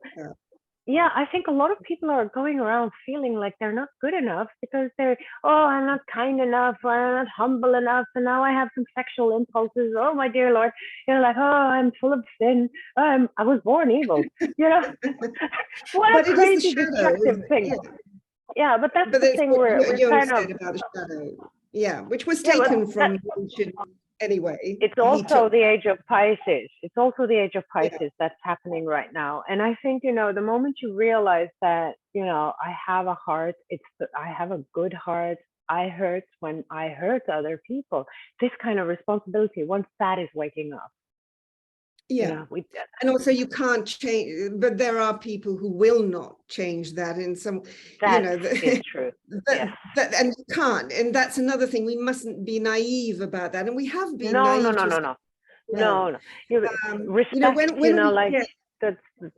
When we get used by a narcissist, we have to look back and think, just a minute, where was I naive? That's a part about learning self-defense, that's a part about setting boundaries so we do not become victims again, about knowing where our boundaries lie and actually standing behind them, guarding them, Self-respect. And that's the thing. Let self-respect be the guide. That's the guide. I put myself in stupid situation because I wanted something. Sometimes I was nice because I wanted something. Sometimes I was a coward because I wanted something. And the moment I realized what that was, that's when I'm in Scorpio land. That's the motivation behind my action. That's my desire. I want to be loved, so I'm going to give a lot, right? It's not a marketplace anymore. In love, it's not a marketplace. It's not an exchange. It's not I'm sorry, that's not how that works. There are different rules in the area of love. And the old, I give you this, you give me that thing doesn't work anymore. Yeah. So that's good. But before we realize that ourselves, that's not going to happen in the world. We need to individually understand that ourselves. So we're informed all the time from the collective, and it goes around, and then we're informed individually, and then we throw it back into the collective. And then we're being pulled in. It's like we're being sucked in by gravity in this collective field. And the moment we realize that, the pull, that's when I think we can have that magical liberation that comes with the territory of Aquarius. It's like you are individualizing enough to actually think for yourself. It's like this is a liberation that I'm praying for will come. Take responsibility. That's the good side of Saturn. Boundaries, responsibility, and not authoritarianism that's taken too far. Control, but boundaries, and say, okay, I take responsibility for that, but these are the boundaries, and cut, just not and that's another thing. That's another, ghosting is another thing for society too, that you just cut people off very quickly. And that's a thing that's just abounding everywhere, isn't it? It's like you don't like something, or you disagree, you don't see eye to eye, so let's just bang. And that's in families, that's in everything. But I don't see that necessarily as a bad thing always, because never have you. I mean, when people on Facebook or something start, talking about things that I can't stand, and it happens that I block them or something like that, and forget about them. Yeah. That's not a bad thing in my life, because never have we been in interaction with so many different people, and humanity has never been so overwhelmed by social connections as we are today, So that's true. Measures do need to be taken, to liquidize some of these connections. But it's taking it too far in personal connections and maybe friendships that have built up, even just under the internet, that suddenly over some disagreement you weren't even aware of, you can just be just blocked, when maybe you had thought you had, that you could converse, that you could work out problems, that you could disagree on occasion, and then you find out you've just been ghosted, you've been cut off completely. But that happens as I say, in all relationships and in families as well. It's like, whoa.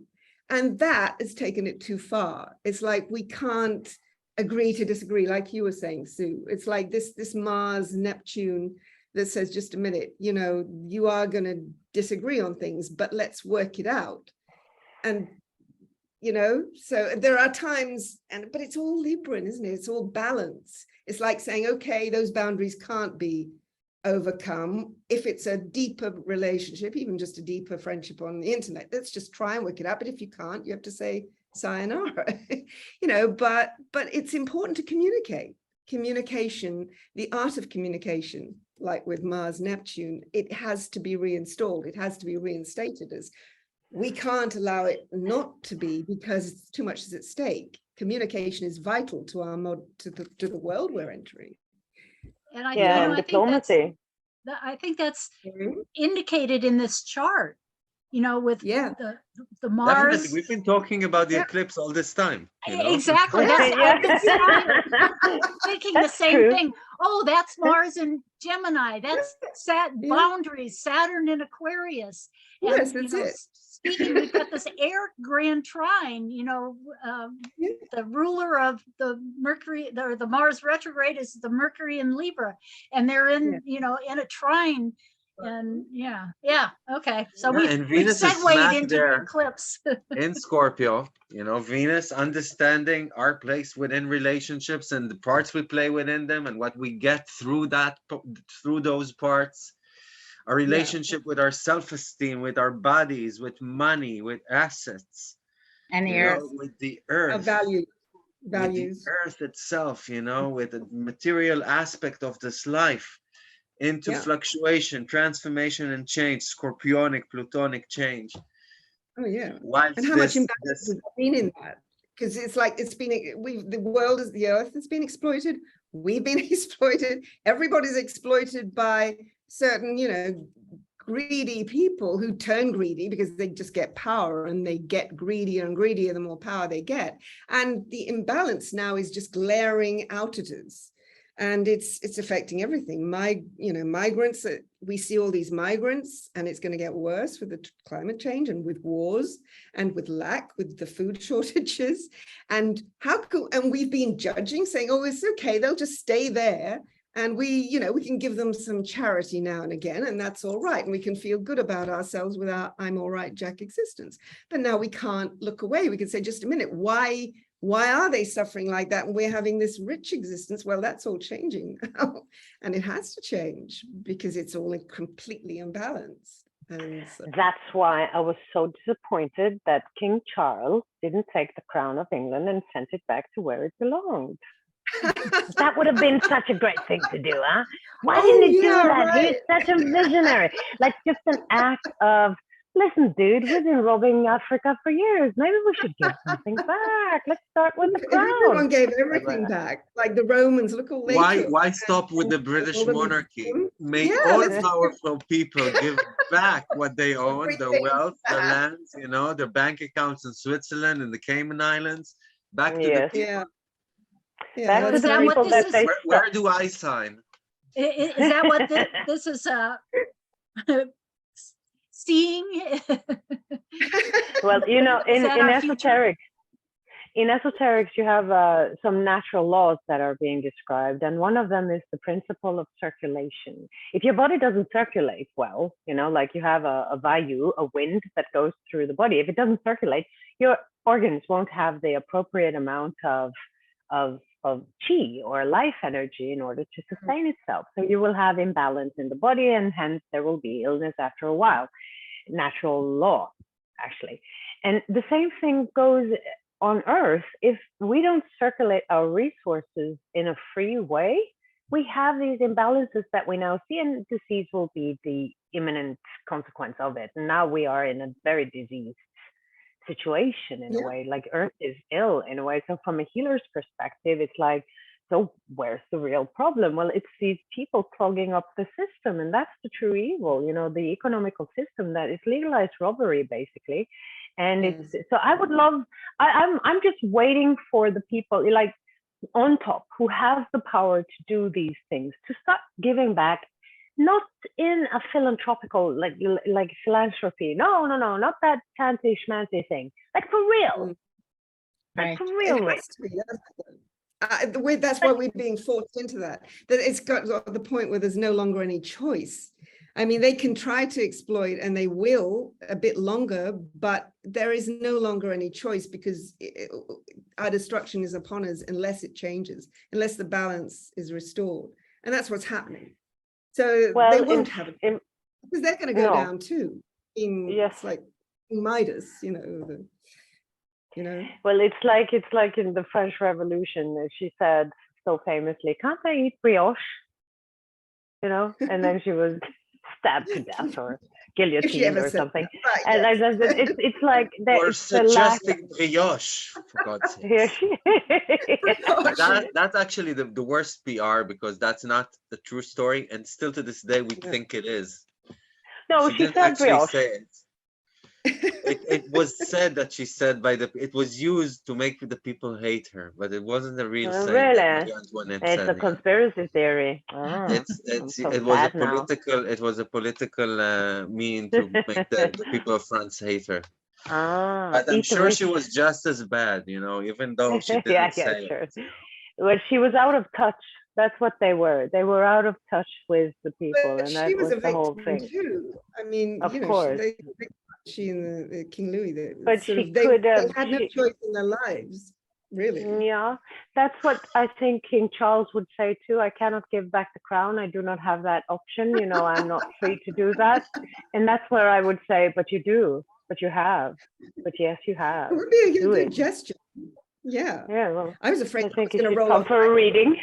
And that's something we can all echo on, you know, once we feel that we are powerless in this world to actually create change, to actually help this, you know, huge ocean flow into, you know, a better, nicer current, cleaner current, we need to remind ourselves, yes, we can. We're here. It's not a mistake that we're here.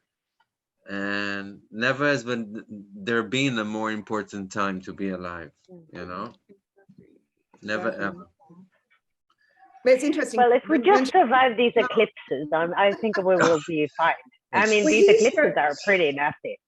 But did you see that he's chosen the next Scorpio eclipse, the lunar eclipse for the coronation, the day after, in fact. He did? The day, I didn't see that. How interesting. Well, he is a Scorpio.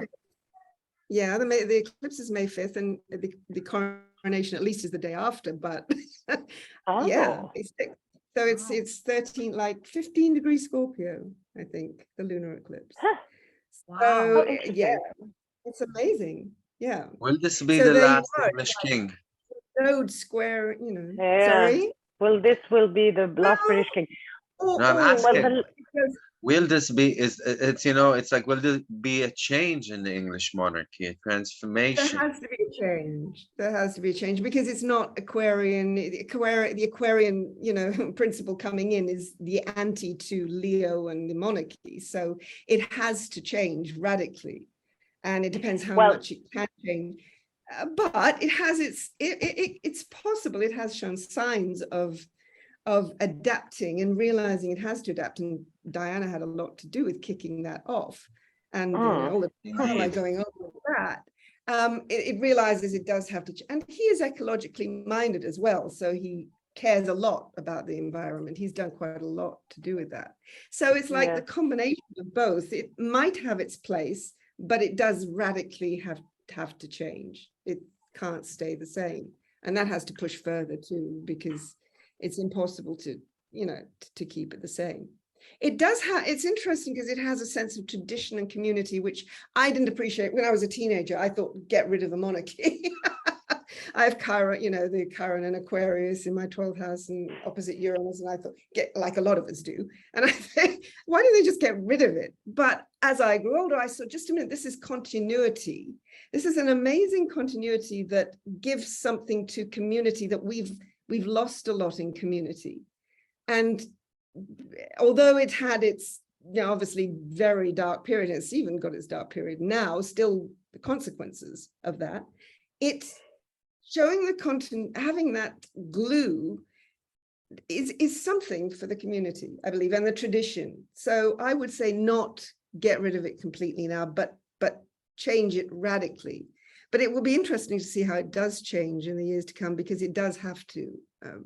Yeah. Just the crown is sitting on such immense fortunes, and that's the problem, you know, like it's so rich, it's thinking rich. That's what it is.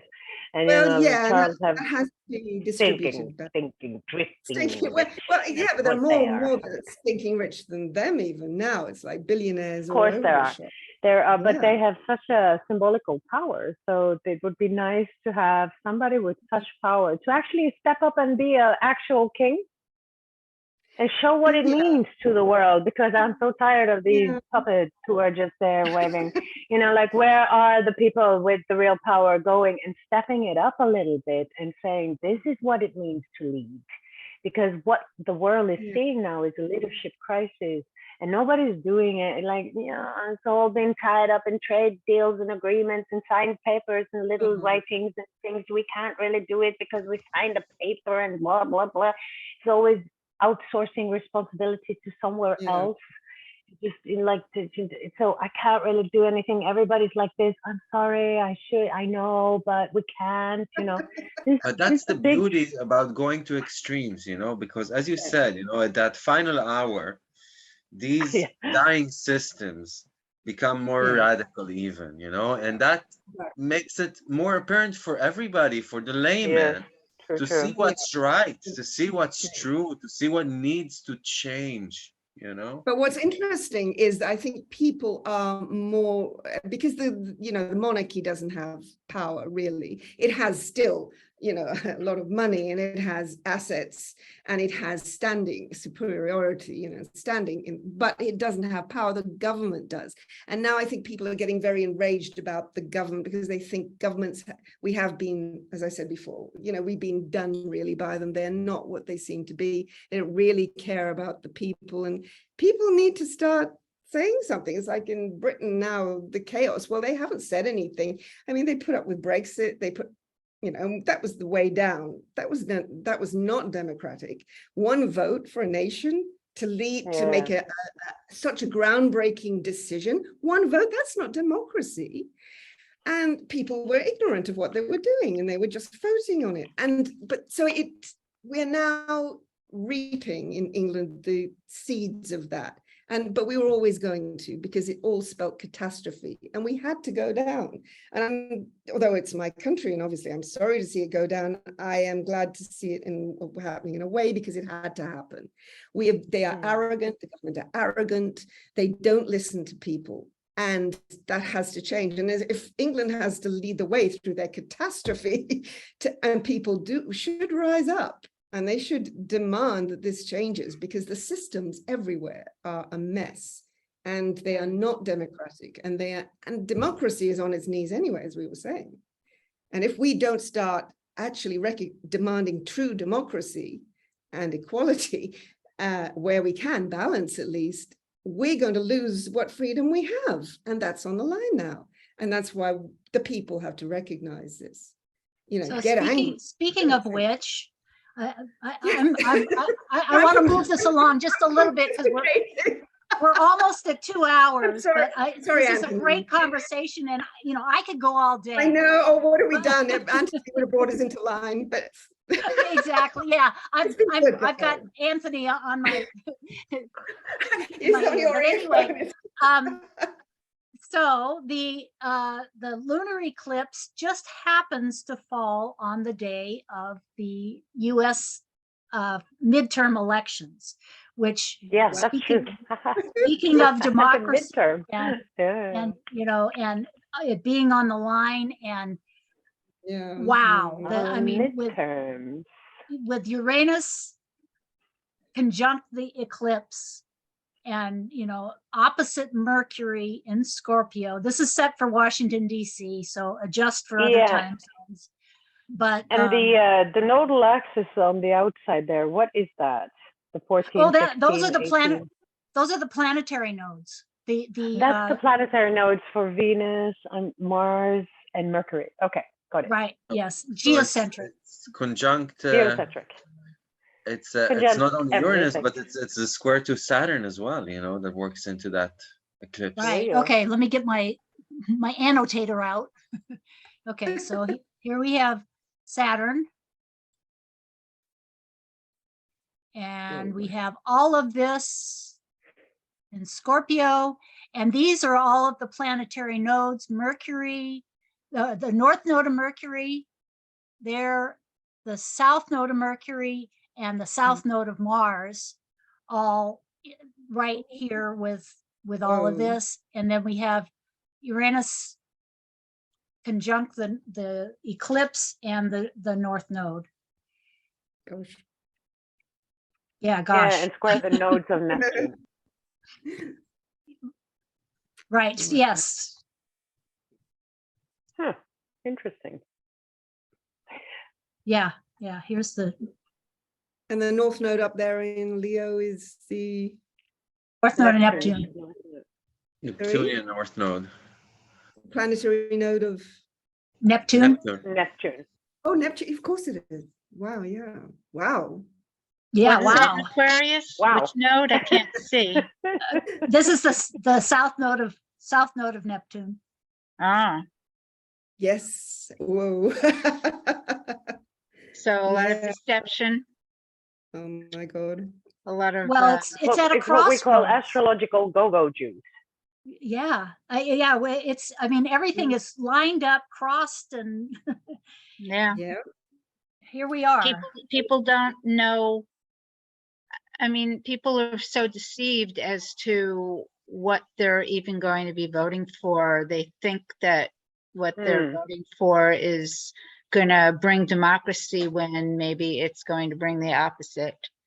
Right, Mhm. Mars square And Neptune. it's all over the world the same thing. It's here in Israel as well. We're having another election and people are running around like rats in their wheels. And I'm looking at them and I'm saying, can't you see the illusion you're all taking part in? They can't. They You know? they can't see. Yeah.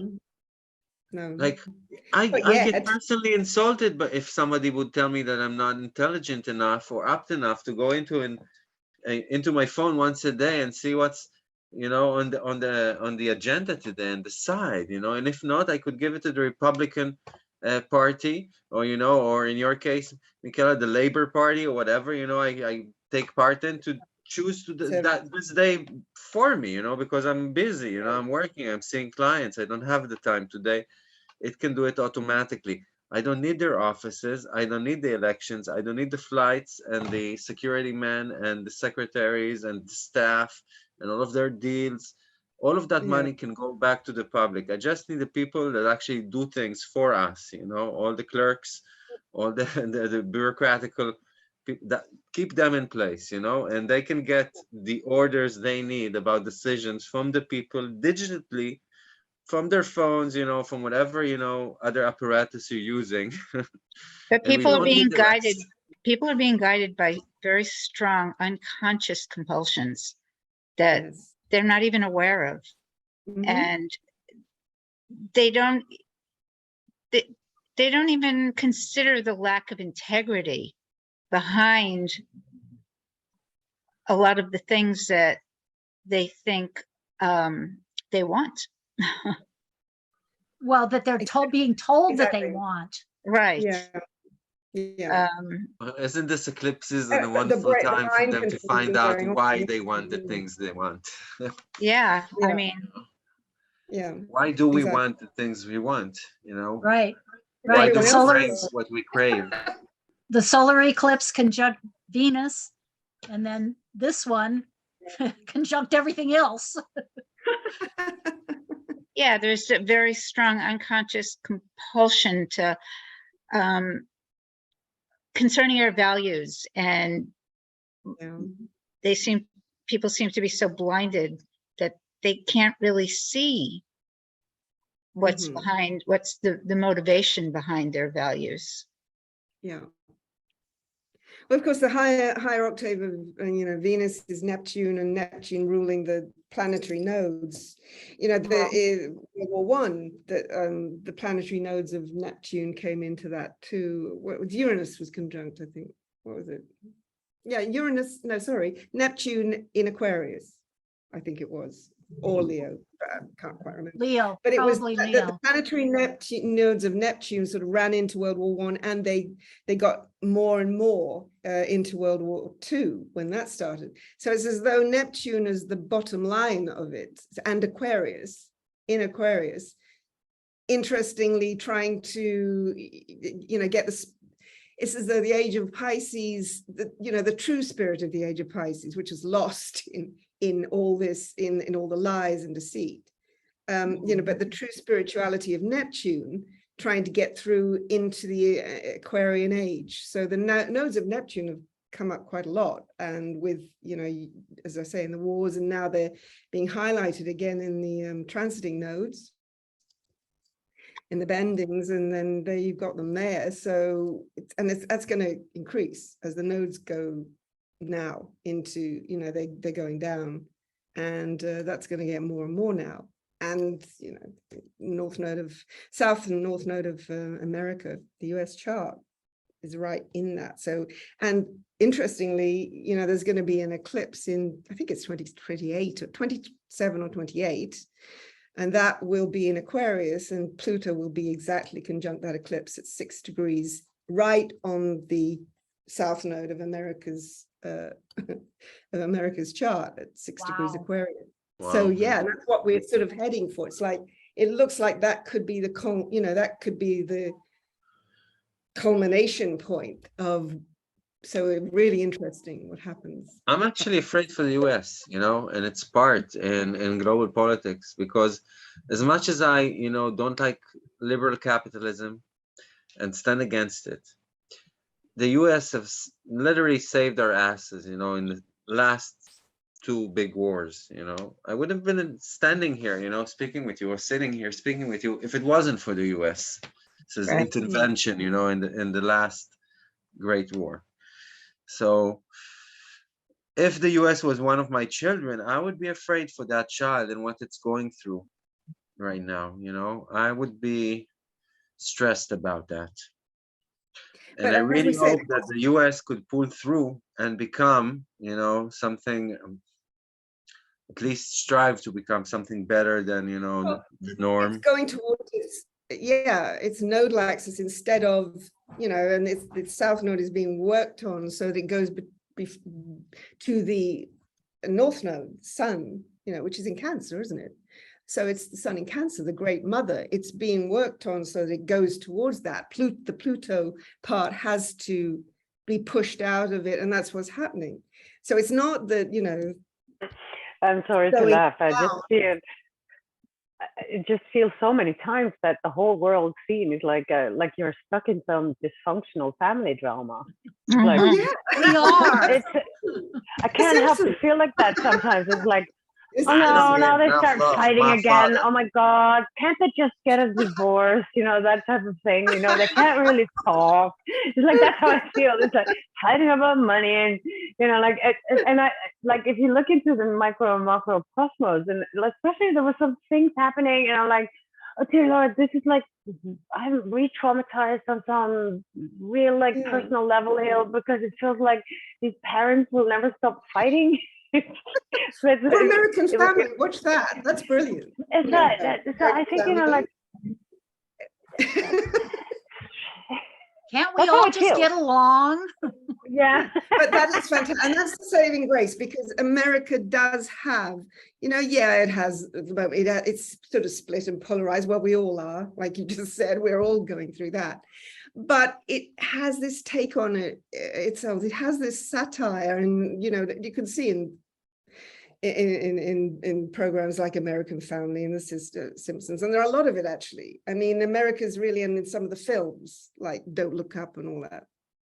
I mean, it has this satire, so it has this take on itself, and that's the saving grace to me, I think, because it realizes there is part of America that actually is conscious of what it is, and just takes the Mickey out of it, and that's what's part of the Cancer as well, you know, the sense of humor is Cancer. But and another country, to be the countries that have communist or authoritarian regimes, dictatorships, have no sense of humor. I mean, or the humor is being taken over by these authoritative regimes. Democracy has a sense of humor, and it's necessary. You know, the Capricorn versus the Cancer. Yeah, and Gemini, they get it, you know, laugh. Start having a laugh about many famous comedians were Cancers. Mel Brooks, the Groucho brothers, one of them, I think, Bruno. Really? Robin Williams. Aquarian is about satire. It's that offbeat humor, but irony is so important. you know, to not taking your ego so seriously. Take the air out of one's ego or out of a country's ego by just satire. Satire. My father always used to say, well, you don't really have a sense of humor unless you can laugh of yourself. Oh, yeah. The moment you can laugh at yourself, you have a great sense of humor. I mean, nothing can disturb you. Exactly. And I think that's the great hope for the Aquarian age, because Aquarius is, you know, that is the sign of satire. It is ruled by Saturn and it's air, and it's perspective that gives the satire. It's perspective that comes back from the ego and can observe the shadow, observe the good, and, you know, and balance it and say, just a minute. It's when the ego takes itself so seriously, that's when it becomes pathological. Well, and all of this reminds me, you may have seen me circle this wildly, the south nodes of Saturn and Pluto in Capricorn, and the north nodes of Saturn, Pluto, and Jupiter in Cancer. You know, we have the potential to have that, you know, Cancerian inclusion, but we also have the, you know, the history of the Capricorn, you know, and I'm not saying that they're, you know, Capricorn is all bad, because I don't think it is. I think, you know, the structure, we need structure, or we, you know. Yeah, obviously. Yeah, exactly.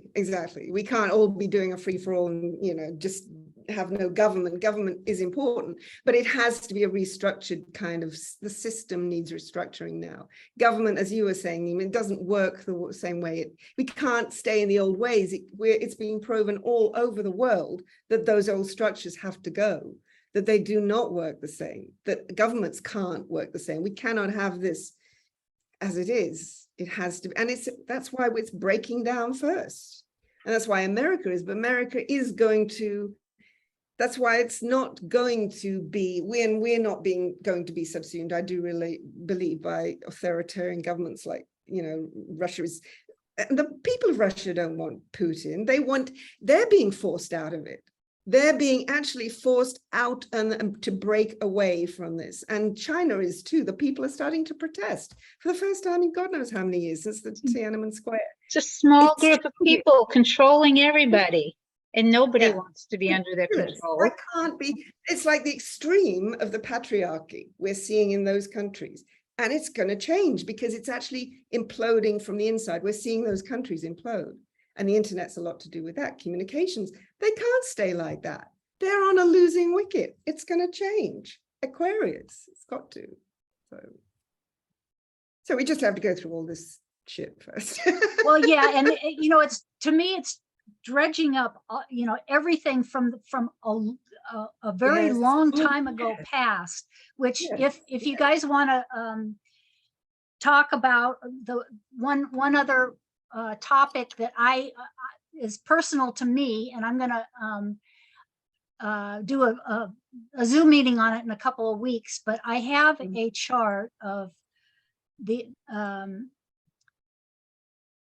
correlation. Okay, so I love doing talks about eclipses. And more recently, I've been doing a eclipse talk when there's a Mars retrograde.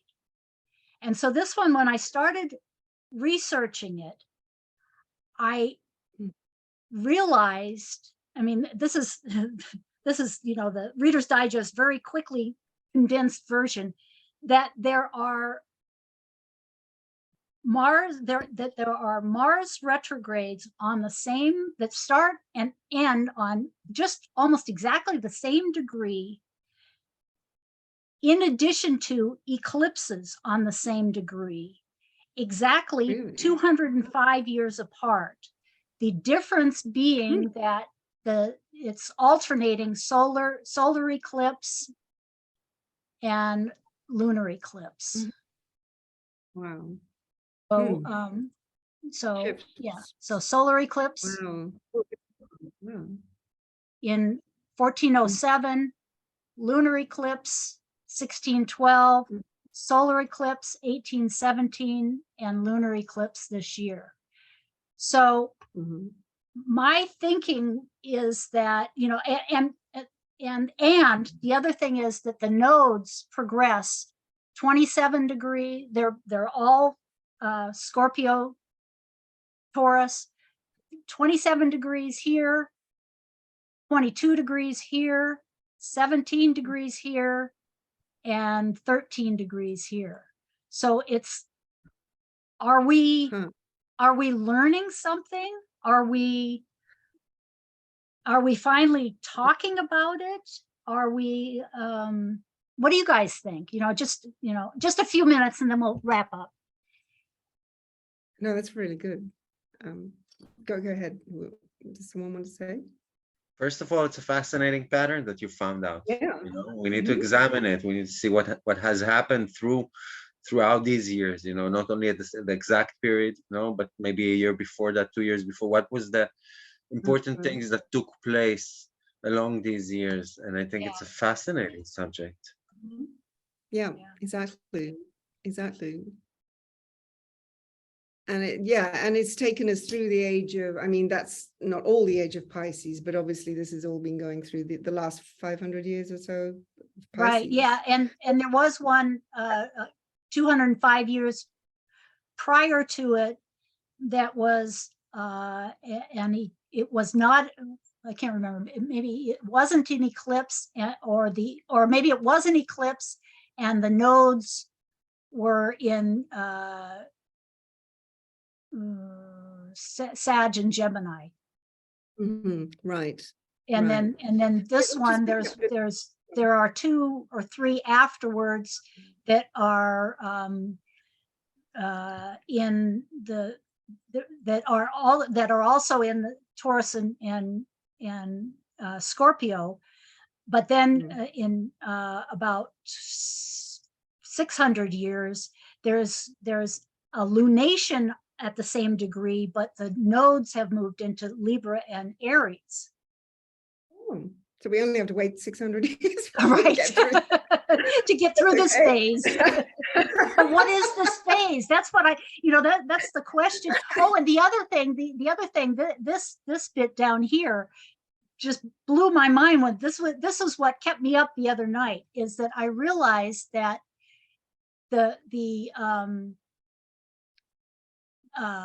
Neptune, here's Neptune in Gemini on this one, Neptune in Virgo on this one, Neptune in Sagittarius on this one, and here we are with Neptune in Pisces on this one.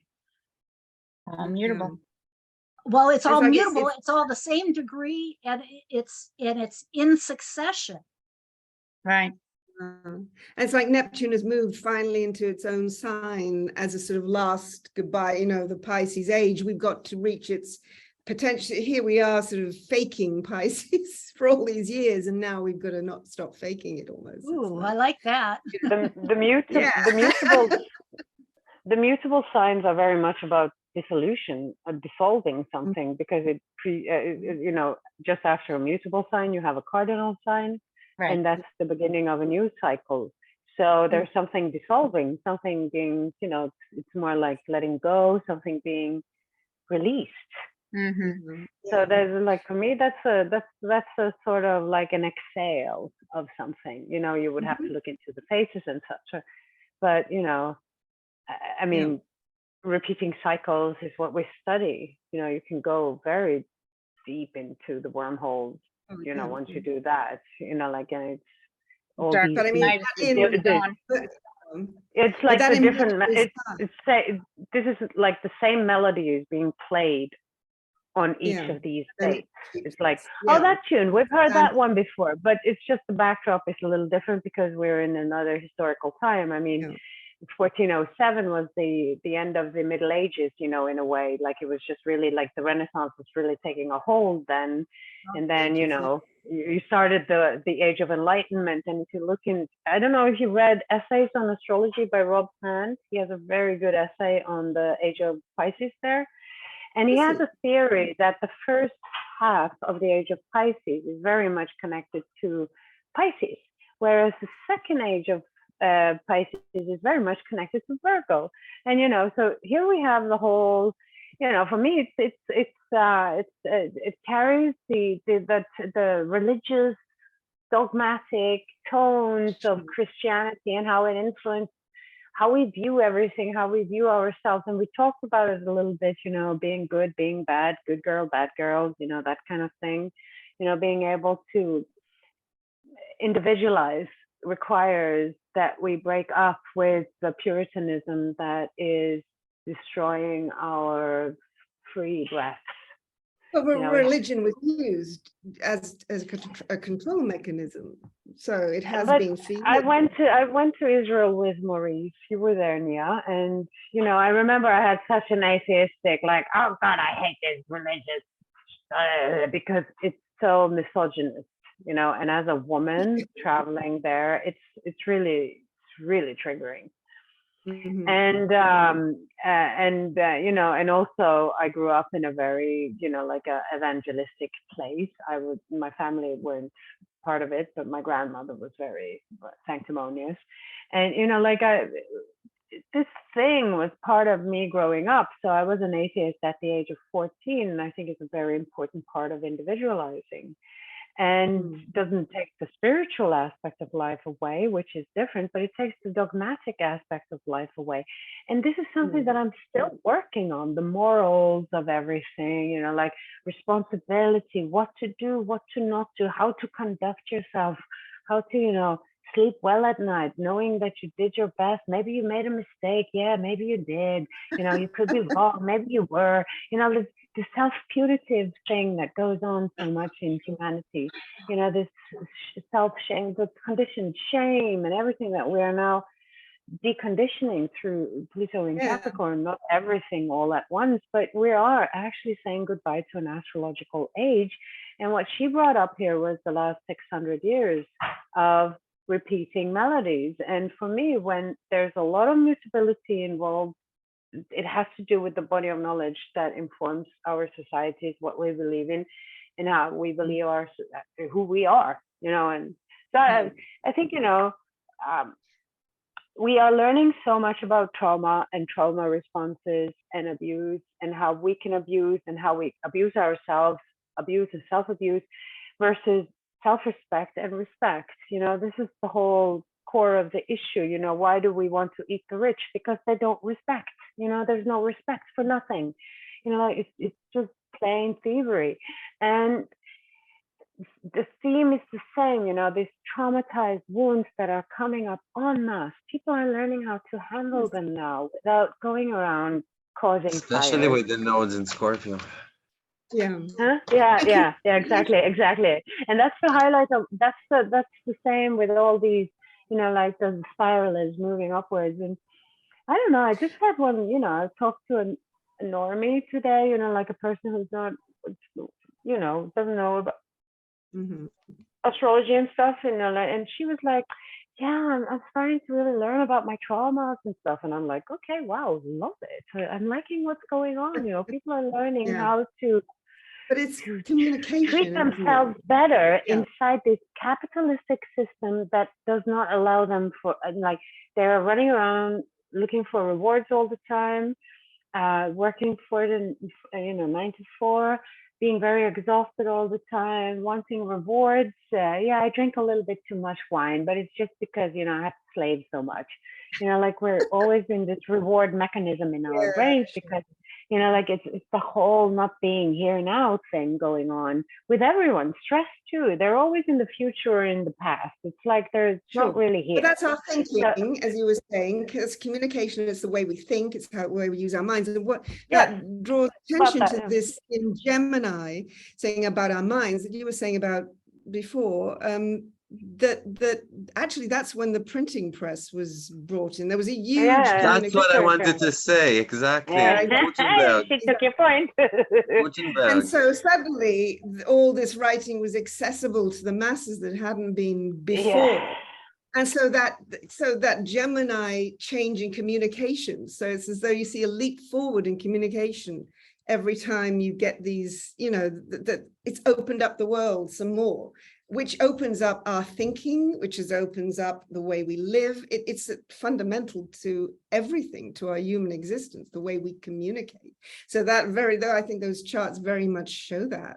Yeah. The spread of information and therefore consciousness. Yes. Yes, and that's why now we're having a huge leap forward. It's Zoom, and that's since the Second World War. It's as though those wars had something to do with it. And because obviously that's when in 1939 computers were, they'd been worked on actually since, you know, the end of the 18th century. Computers in a strange form had sort of begun then. In fact, that was when the first, and I was looking at it because I thought that'd be an interesting fact for you, Sue. There was the first telegraph system came in just after the revolution, the French Revolution in France, because they started they were like windmills, and they had these arms, and they would place them in different positions, and they had made a whole language of them, and they were about 100 miles apart, but you could see them just about, and they would relay information and to each other all over France in the end.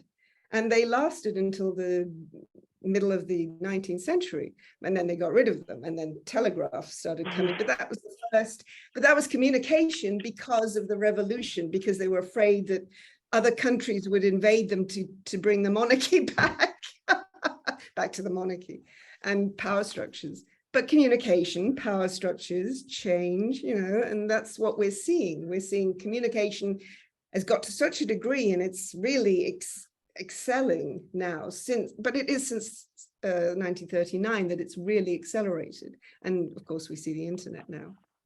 But all those are to do with our communication and how it's changed us morally, how it's bringing us in touch with the way we think. And it's changing the world, isn't it? So that's really interesting. Yeah, you can see it there. So please join me Yes, in a couple of weeks. I think I'm going to have, I was supposed to do it today, actually. And I got so overwhelmed with all of this that I had to postpone it a couple of weeks, because this graphic just came together in the last few days, actually. Yeah. So well, you had to go through the eclipse. We'd love you to explore it more and share with us everything you find out.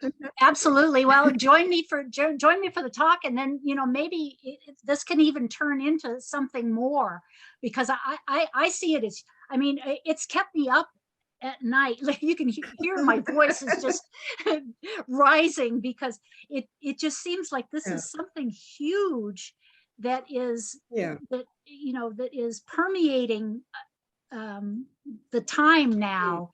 And I mean, especially with it's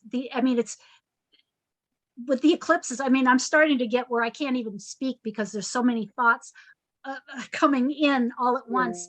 I have to, the disclaimer is, I have Uranus is exactly opposite my Mars. So I'm totally configured in this eclipse. Rocket fuel. Yes, I feel like I'm vibrating inside. So anyway, it doesn't earth. I mean, I think that I think a lot of us are feeling that, and I think the thing is to be earthed. You know, Uranus in Taurus and all this. It's necessary to earth ourselves, ground ourselves. You know, maybe I do root chakra meditation. And drink a lot of water. Yes. Drink water, yes. Yeah, great. But it's necessary to ground ourselves, because our antennae are going zzz. Anyway. Yes.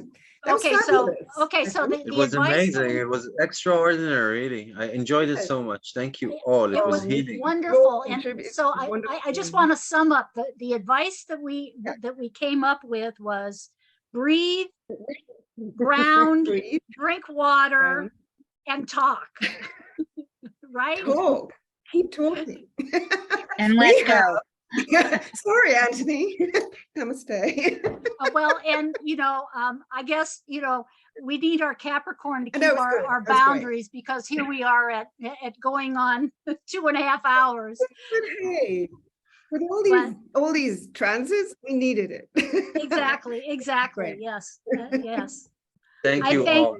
I thank you very guys so much. Thank you. Sue, and thank you, Caroline. Thank you, Robin, and thank you, Sul.